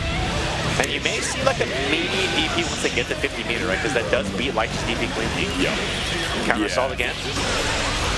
All right, no conversion there. Icecool gonna build the burst back. And gonna find a hit here. We're going in the corner. Big challenge. So. Almost everything unlocked. Although you can get multiple levels of some of the other ones. I was gonna say, I think that's next for Icecool. You want to start leveling up. Spin, you were talking about earlier, is a good one to have at level 2. And this is gonna be enough, I think. Has 100 meter, will be able to hold on to that overdrive going into round 3 here. Yeah, very good challenge, very timely challenges from Icecool right there to get some of that damage, winning it out. And big counter right there. DP from Uri, representing that option. Oh, we're going to overdrive right through, and it is going to be enough to get the hit. This should be big damage and a couple unlocks for Icecool right here. Yup, going to get it, spin, DP.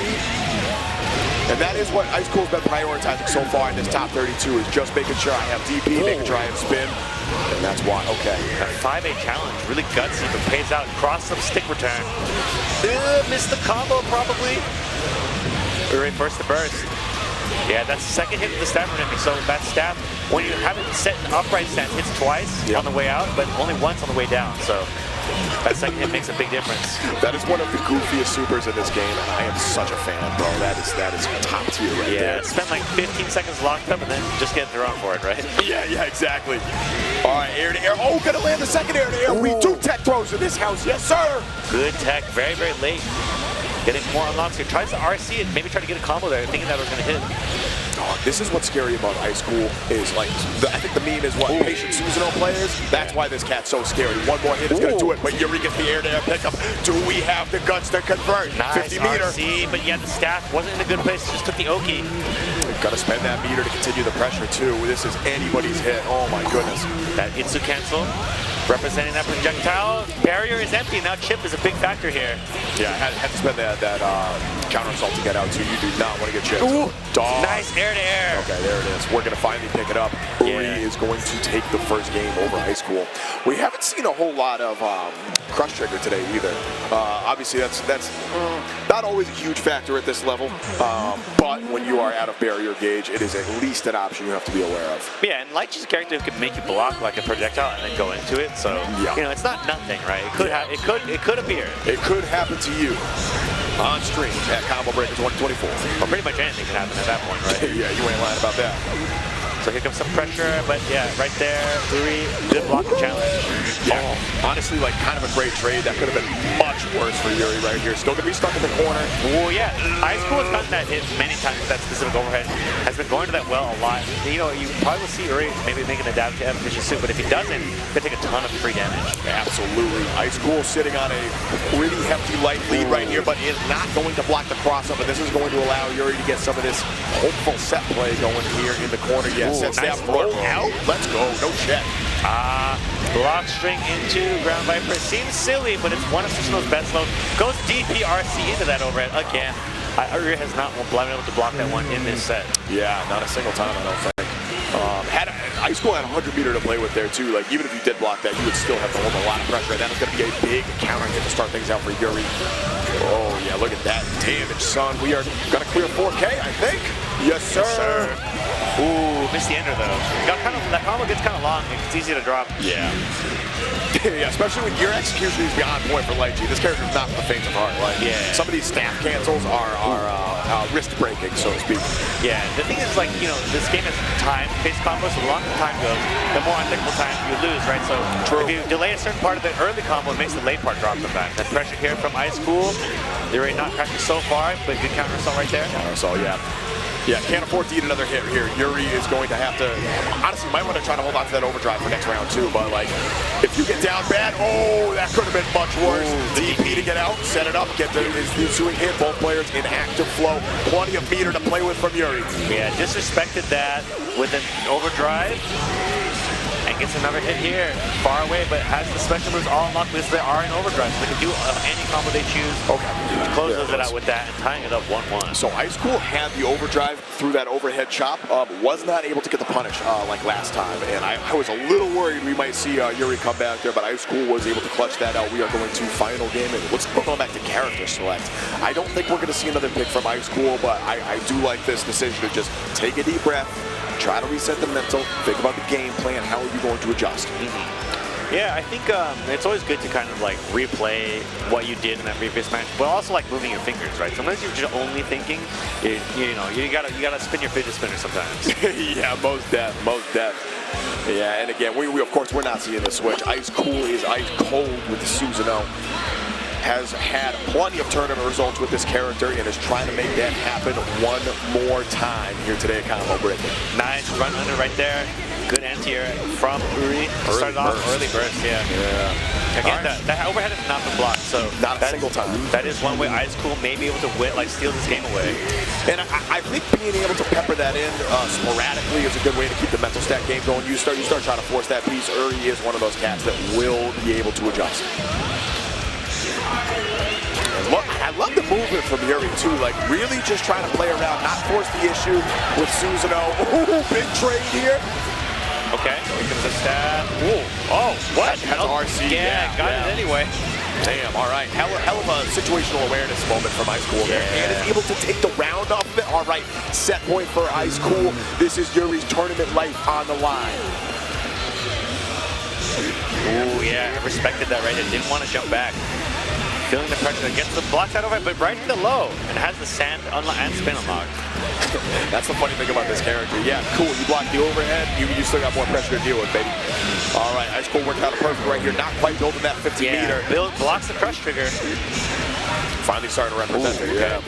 Good block down that overhead, has to find a way out of it, but that is plus, you have to jump, because it doesn't really change the advantage. No more barrier meter for Uri. Needs to buy some time to get it back. Good pressure here. Check the barrier right here. Yuri. Oh, yeah. You got to be real careful now. Yeah. That bonus damage from Danger Time gets punished. Tries to bait a burst. Dog.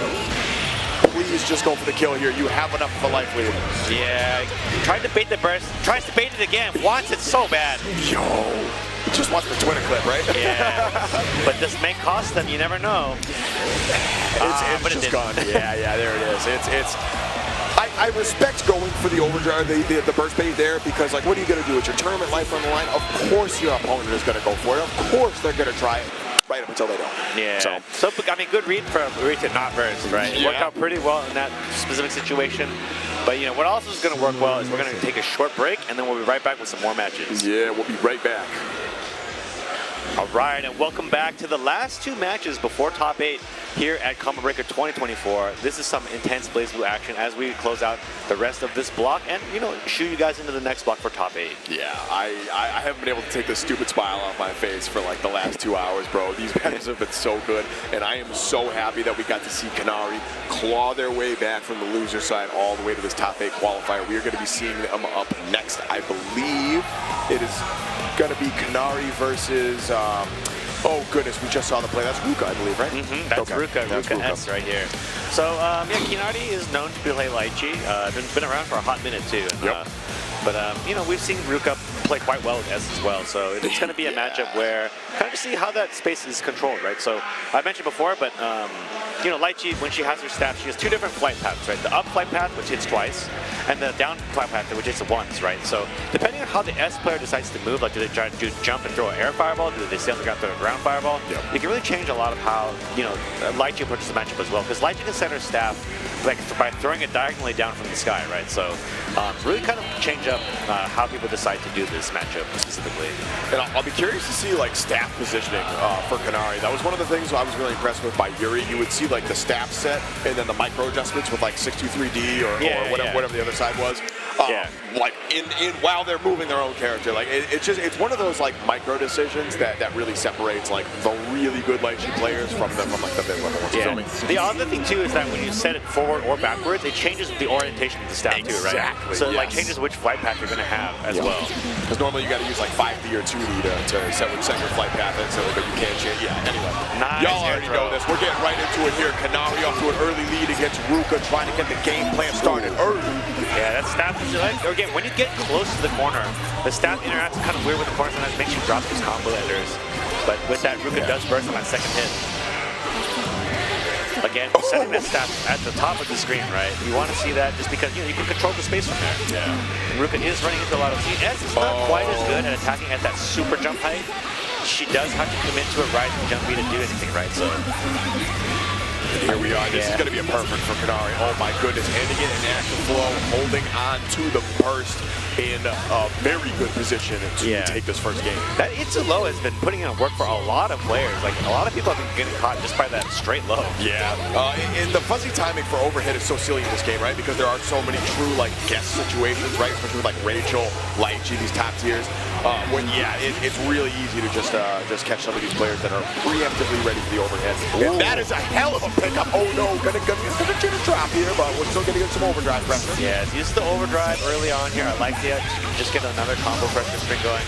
And again, you know, with that resource, this is the way they're working out. You know, the match could end up taking long to where you get it back anyway. Yeah. Yeah. And I mean, with Kinari's defense right here was working on a second perfect for a hot second. Yeah. Very likely we might see that. Block the cross. Oh, DP! Dog. DP on your own offense. I like it. Oh, yeah. Big time, big time. Sometimes you just gotta let them know, you know what I'm saying? Yeah. Frame traps could happen whenever. Active flow here, fake the cross up into low again, had hit last time as well. So with that Ruka burst, and this could be the last burst of this particular game, RC to keep pressure, counter assault, into low again, and gets the fatal counter, but misses that combo because that spacing was a little weird, but the last stat it will do it. So this is kind of my concern right here. Litchi, one of those harder characters playing. Kinari has been putting a lot of work into BlazBlue. I don't know how much actual Litchi practice we've done going into this, but you've made it this far. I have to believe some of it's there, right? Yeah, gotta keep your hands warm, take them deep breaths, get those drinks of water. Kinari looking really locked in right now. There's something about watching this cat. Like, I've watched this dude play so much BlazBlue, played Percival in the previous version of the game, playing Nier now, obviously, and it doesn't matter what game, it doesn't matter what character, this cat is entertaining to watch every single game. So here we go. Ruka with a short break gives Kinari able to suck a little extra oxygen, and we'll see how they do in this game. Both these cats are locked the hell in right now. They got the game lead going and everything. They're ready for some top eight. All right, here we go. Ruka with the starting hit this time, able to get pressure going here. Well, how will Kinari respond? With a DP, there it is. It's one of these deals where you got to respect it, or I am going to keep ripping it. Yeah, exactly. Had done exactly my thing last time as well. And with that Ruka pushed back out to neutral, where Kinari has been able to dominate, honestly. Yeah. Ruka has not been able to get anything going. Yeah, not real confident on defense either, because they've been tagged by pretty much every overhead and low so far. Counter hit trade, but crush trigger. That is one thing Litchi will go for sometimes, because it is, you know, a pretty good thing that you can do as well. All right. Ruka finally able to get some pressure going, but it's the DP again. Do not put a gap in there, bro. Or if you do your best, bait and counter assault to keep the corner. Staff set again. Yeah, you definitely can't auto fight because, you know, obviously we said before, S, if you let her do stuff to you, she'll just get infinite pressure reset. So you have to be active, and with that, it's possible for the S to pretty much autopilot to these blockings that get punished by reversals like that. Yeah, this is catches the roll. This is the Kinari show, brother. I'm telling you right here. Has not dropped a single round and just needs one more to eliminate Ruka and punch his ticket for top 8. Really, really good step play right there. Not letting Ruka disrespect with that roll right there. Gets a hit, does Ruka, but not much damage on mid-screen. Another DP. Just absolutely harassing Ruka, not letting autopilot at all. Yo, Callisto for top 8. Get a DP counter going for Kinari. You feel me? Trade. More pressure here. Again with the low, but doesn't RC this time. Didn't think it would hit. Hell of a DP back though. Ruka says anything you can do, I can do better. Able to hold on to the overdrive right here. Oh, another big hit. All right. Gonna activate active flow. Cross up. Works out. We have the meter. We have the meter. Can we convert this? No drops. Super? No. Didn't go for the super. Reset though, so that's okay. All right. Okay, but now spends it. All right. A little late, but we'll take the guarantee. Possibly wanted to lock out the burst right there too. Yeah. Kinari just barely built that back. I expected like a canceling super early to kind of like send a combo there, but it doesn't matter at this point. Yeah. Still staying alive here. Ruka's adjustment game has been strong enough. So from what we've seen so far in this top 32. Yeah. Ooh, gets tagged by the staff. Get the air throw reset. Counter hit. Oh, this is a bit of a problem here for Ruka. We are going to the corner. We are going to get it set up. Kinari, both players actually holding on to this burst. Ooh, back low. Yeah, what'd you say about those earlier, bro? Yeah, they're all hitting pretty much. All hitting. A-Drop, Icecool had the overheads hitting, and Kinari has the lows hitting. Okay, good challenge here. Burst, momentum burst here. I like the decision making. Keep Ruka in the corner. But Ruka with a very good challenge. RCs that pressure. Kinari counter assaults to keep the pressure going as well. Overdrive through that throw. There it is. Big counter hit here. Yeah, you have like almost that max amount of time for overdrive too. We should get a ton of damage off this. Go reset. To the throw reset. I like it because you can get more damage here. This might kill, dude. We have beat it. Not if you drop it, bro. You might have just thrown your tournament life away with that drop. Oh, no. And Kinari does have the meter. Dog, I'm tripping. I'm tripping so hard, bro. I had to do the all-green super, but that super has such a weird input. You can drop it. Yeah. One more hit from either player should be more than enough to do a 100-meter, and we are finally going to spend it that time. Ruka able to tie it up. There's that sigh of relief. Okay, take the water. We got a chance. Final game. Yeah, Kinari had a game winner available right there, but had such a difficult combo to do right there. That input is so difficult, ended up missing that input because it is like it's a very, very unique input because it's like such a fast super that they make it really as hard as possible. Yeah, and like we said earlier, Litchi is one of those characters that has that higher execution threshold where if you're trying to do that optimal stuff, if you're trying to like really come to win the tournament, yeah, you gotta have that on point, no drops allowed. Yeah, but it was definitely doable. Yeah, The other thing too is like Ruka probably tried to tech a throw and just forward through instead. Had they done a back throw, that probably would have been probably the easiest ender they could have had. But unfortunately, that's true. Yeah. They probably were just expecting to tech a throw and just threw. But just things like that, really small things in these clutch situations can make such a huge difference. Yeah. And they're both just taking a deep breath. Ruka is trying to get the heart rate down. They're feeling it right now. I don't blame you. This has been an intense set so far, especially after that first game, after that ass beating that Kinari handed out. Like, I'd be thinking twice about that too. Yeah, here we go. Final game for this set. Who will make it to top 8, Ruka or Kinari? Could go either way right now. Game 1, I would have said Kinari, but Ruka had the answer. There's the DP. Has 100% hit rate so far in the set. Yeah, that DP on your own offense, again, working out quite well for Kinari. Put yourself in a minus situation and just DP. Anti-air, but weird situation, resets it with an air throw. The DP choice for Kinari makes sense too. Ruka has legitimately had some very clutch presses coming out of defense. So nice, a throw reset from that. Active flow should kill here, right? We got the meter, we got overdrive if you need to spend it. I don't think you need to. Yeah, could probably. Oh, okay. Yeah, could be that super. Okay, just against the reset. We're good. Kinari holding on to a ton of resources right here, including most of his life. Yeah, probably what needed to do like the Kochimuso super to kill, but missed it. Doesn't matter. Got another really timely throw and a big counter hit here as well. Oh yeah, that beats out that DP because that DP is like the short on ground range right there. We just got a triple reset in the span of 2 seconds, and I don't know if my heart can take this, bro. No burst. We are just going to take the drop. Awkward trade. Staff is still active. You have to respect it. There it is. Yeah, block the whole thing out. Oh, yeah, pressure reset right here. Last burst of Ruka because that TP does an extra 1,000 damage right there, and this is going to be really tough because a couple of random staff hits will kill here. DP again. Oh, there it is. Yo, pop Ruka's off, son. Popping off. Pop off. Yeah, that's what I want to see. Kinari missed top 8 at Grand Blue, but is going to punch their ticket for top 8 losers with the Litchi. Yo, you could tell Homeboy was into that. That was a big W for them. Great job for Kinari right there to keep it as clutch as possible. Punches that take the top 8 and feeling it. You got to be so happy for that guy. Yeah, I'll golf after that one. That was pretty hot. That was pretty hot. So that means I believe we only have one. Yeah, we have one more top 8 qualifier, and this is the one I was really looking forward to. We're gonna have Don versus Psykotik, potentially the puppet character matchup. Don, obviously one of I would say one of the Relius players right now, but he has a couple side pieces too. I don't know exactly how he likes to Carl with this matchup, so we'll see. I truly don't know. I truly do not know. It could go either way because Relius, that the white pinwheel, really strong projectile, right? He's not taking up so much space. His pressure is also really strong too, right? Yeah. So can really set up a lot of hard to blockables in the corner as well. That Carl does not have an invincible reversal. Has to deal with it in the regular way by delaying tech, forward teching, just a lot of difficult.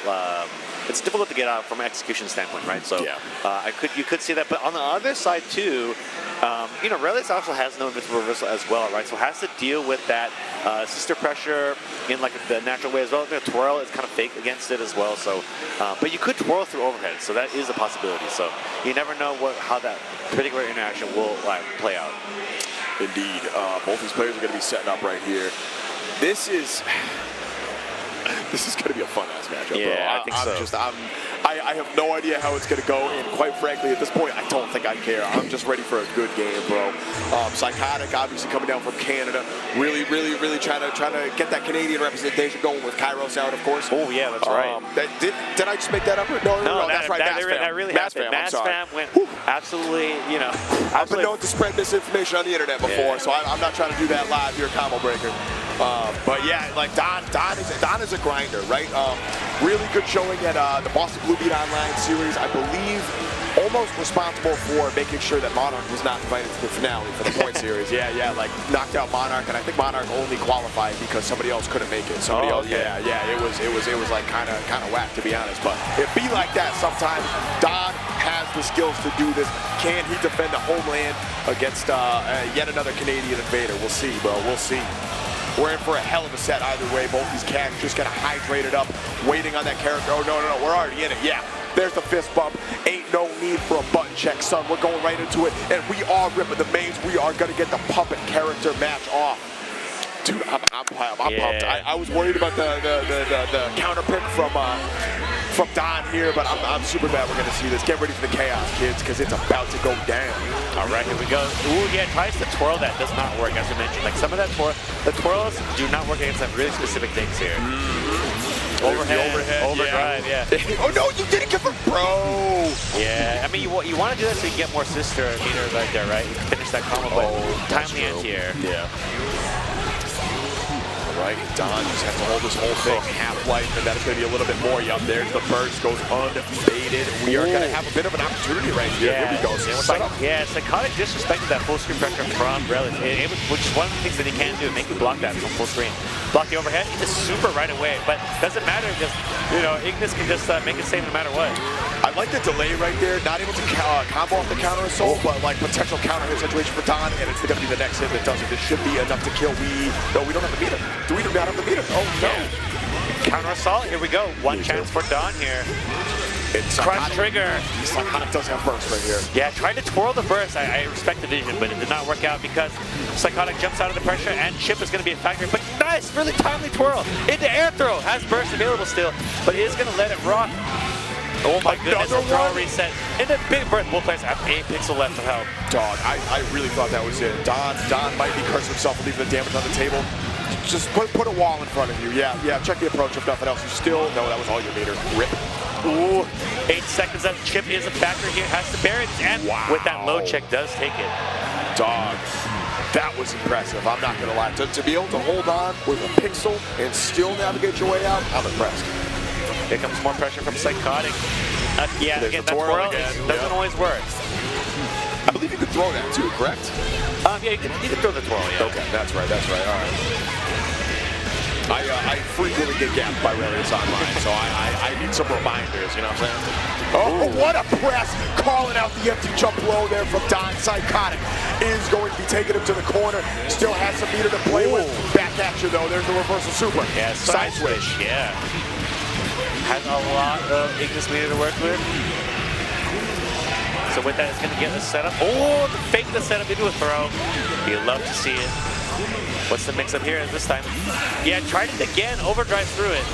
And gets hit by Brio in the corner. I knew this match was going to be chaos, but my goodness, Psykotik, active flow has a chance. Oh, baits it out this time. Must-win round for Psykotik right here. Ooh, good block on that full screen pressure, but Ignis is still there. You gotta watch out for that. Gotta watch out for that. And Don is going to take another round, and that is game 1. Sip of the water. Psykotik looks completely unfazed, just stone-faced killer right there. I did see like a tiny eyebrow movement, but maybe that was just me. Oh, the twitch, the crack in the armor, is that what you're saying? All right, oh, baby. Somebody paused, but you know, lucky moment here maybe that it didn't happen in a game. For real, for real. Also, shout out to Callisto's background. Every time we go to the PS select screen right here, we see the dancing skeletons. I laugh every time. I always forget it's there. Yeah, that was, I mean, they could probably just restart it because, Yeah, that's I don't know if somebody forgot to desync or what. Yeah, we're going to go desync. All right, well, there's your lesson, kids. It could happen to you anytime, top 8 qualifier or not. Yeah, especially as you get really far in the tournament, right? Yeah. You lose in such a dramatic way that like, oh, okay, it's not there anymore. That's so weird. What happened? Did one of them hit that by accident? Well, I mean, you could just go quickly plug your pad into another PlayStation or something, right? Oh, that'll true. desync it too. So that is one way to get around it.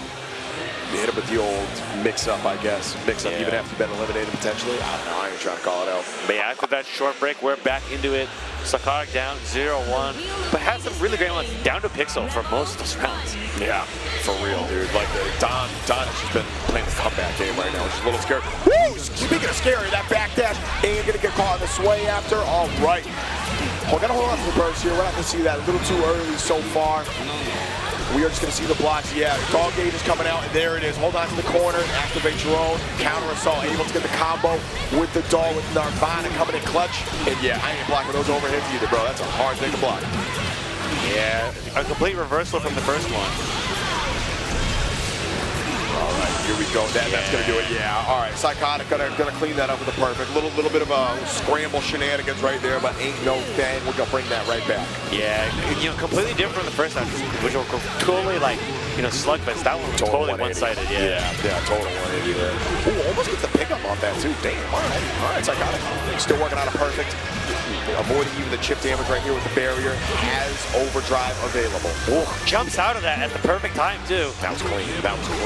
Has Ignis back now. There's some Ignis pressure. Watch the overhead. Oh, that was tricky. Yeah, back in it. He's gonna have to turn Ignis off at a certain point. Yeah, tries to throw to turn it off. Yeah. Good blocking from Psykotik. You're burned out right there. Okay, the meter is coming back. We are back out. That's the thing about the difference between these two characters, that Relius is super duper mobile by comparison. Yeah. Has great normals as well, so kind of build back Ignis meter just by playing this neutral game right here. I feel like the doll meter disappears a little faster though. Carl typically is able to preserve that a bit longer.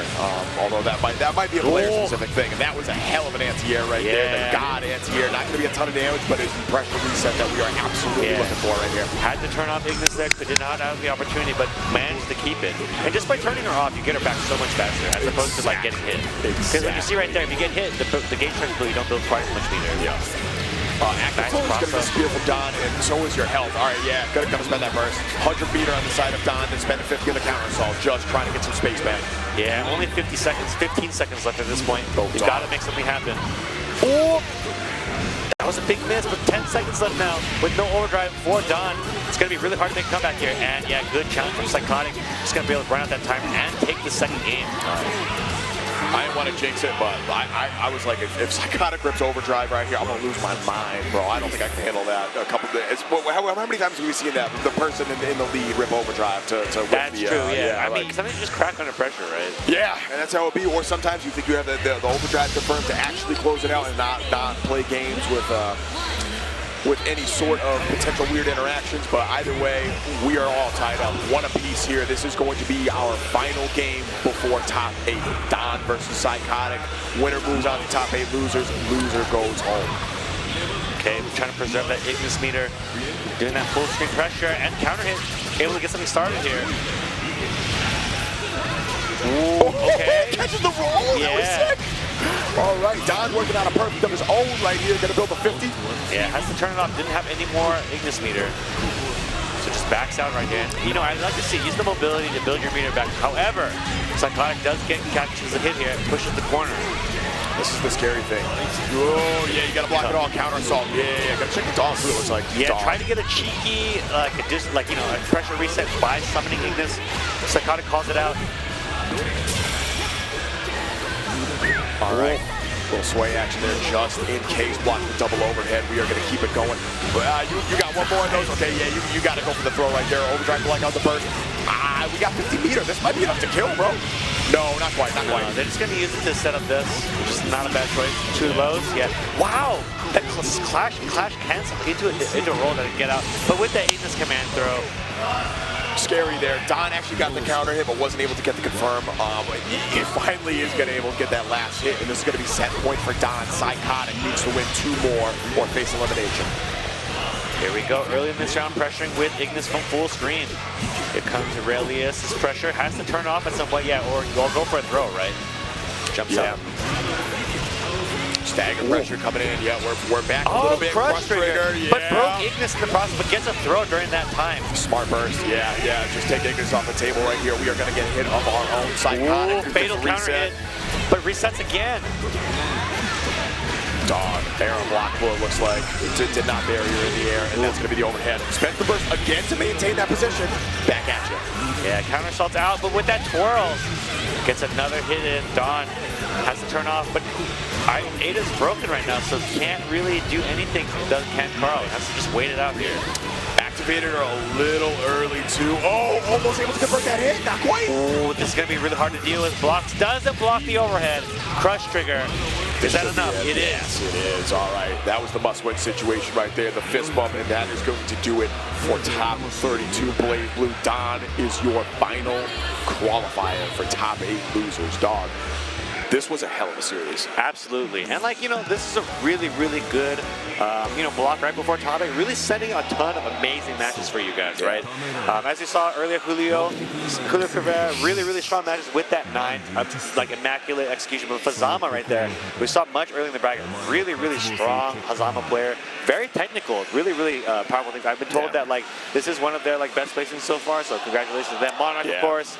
A really strong player, needs no introduction. Needs no introduction, yeah. Killer Kobe, the up-and-comer, young gun. I didn't know he was only 20, bro. This kid is young and swinging with the best of them. The Bang extraordinaire going to be facing off against Monarch, and of course, Kinari versus Don and losers. Litchi versus Relius, Icecool and Mastfam. I'm going to be sticking. Yeah, I'm saying, bro, I'm going to be sticking around for that match, if nothing else. But let's be honest, all the rest of these are going to be absolute bangers. So that being said, this is it for me for the weekend. I am done. This is my last block. From the bottom of my heart, thank you all so much. This is my first Combo Breaker commentating, and it has been an absolute honor to be here to be able to commentate this game with such a rich history. Yeah. With new players, old players coming back, and to be able to do it on a stage this big has me feeling blessed in a way that I did not think was possible. So seriously, yeah, absolutely. And you did an awesome job too, guys. You did a great job. Appreciate that. It was really awesome to watch all those matches with you guys. So don't go anywhere. Top 8 for Blaze is going to be right here on this channel. I'm going to be elsewhere, but I'm going to be sitting around to watch, so I'll see you guys later. Peace out, y'all. Thanks again.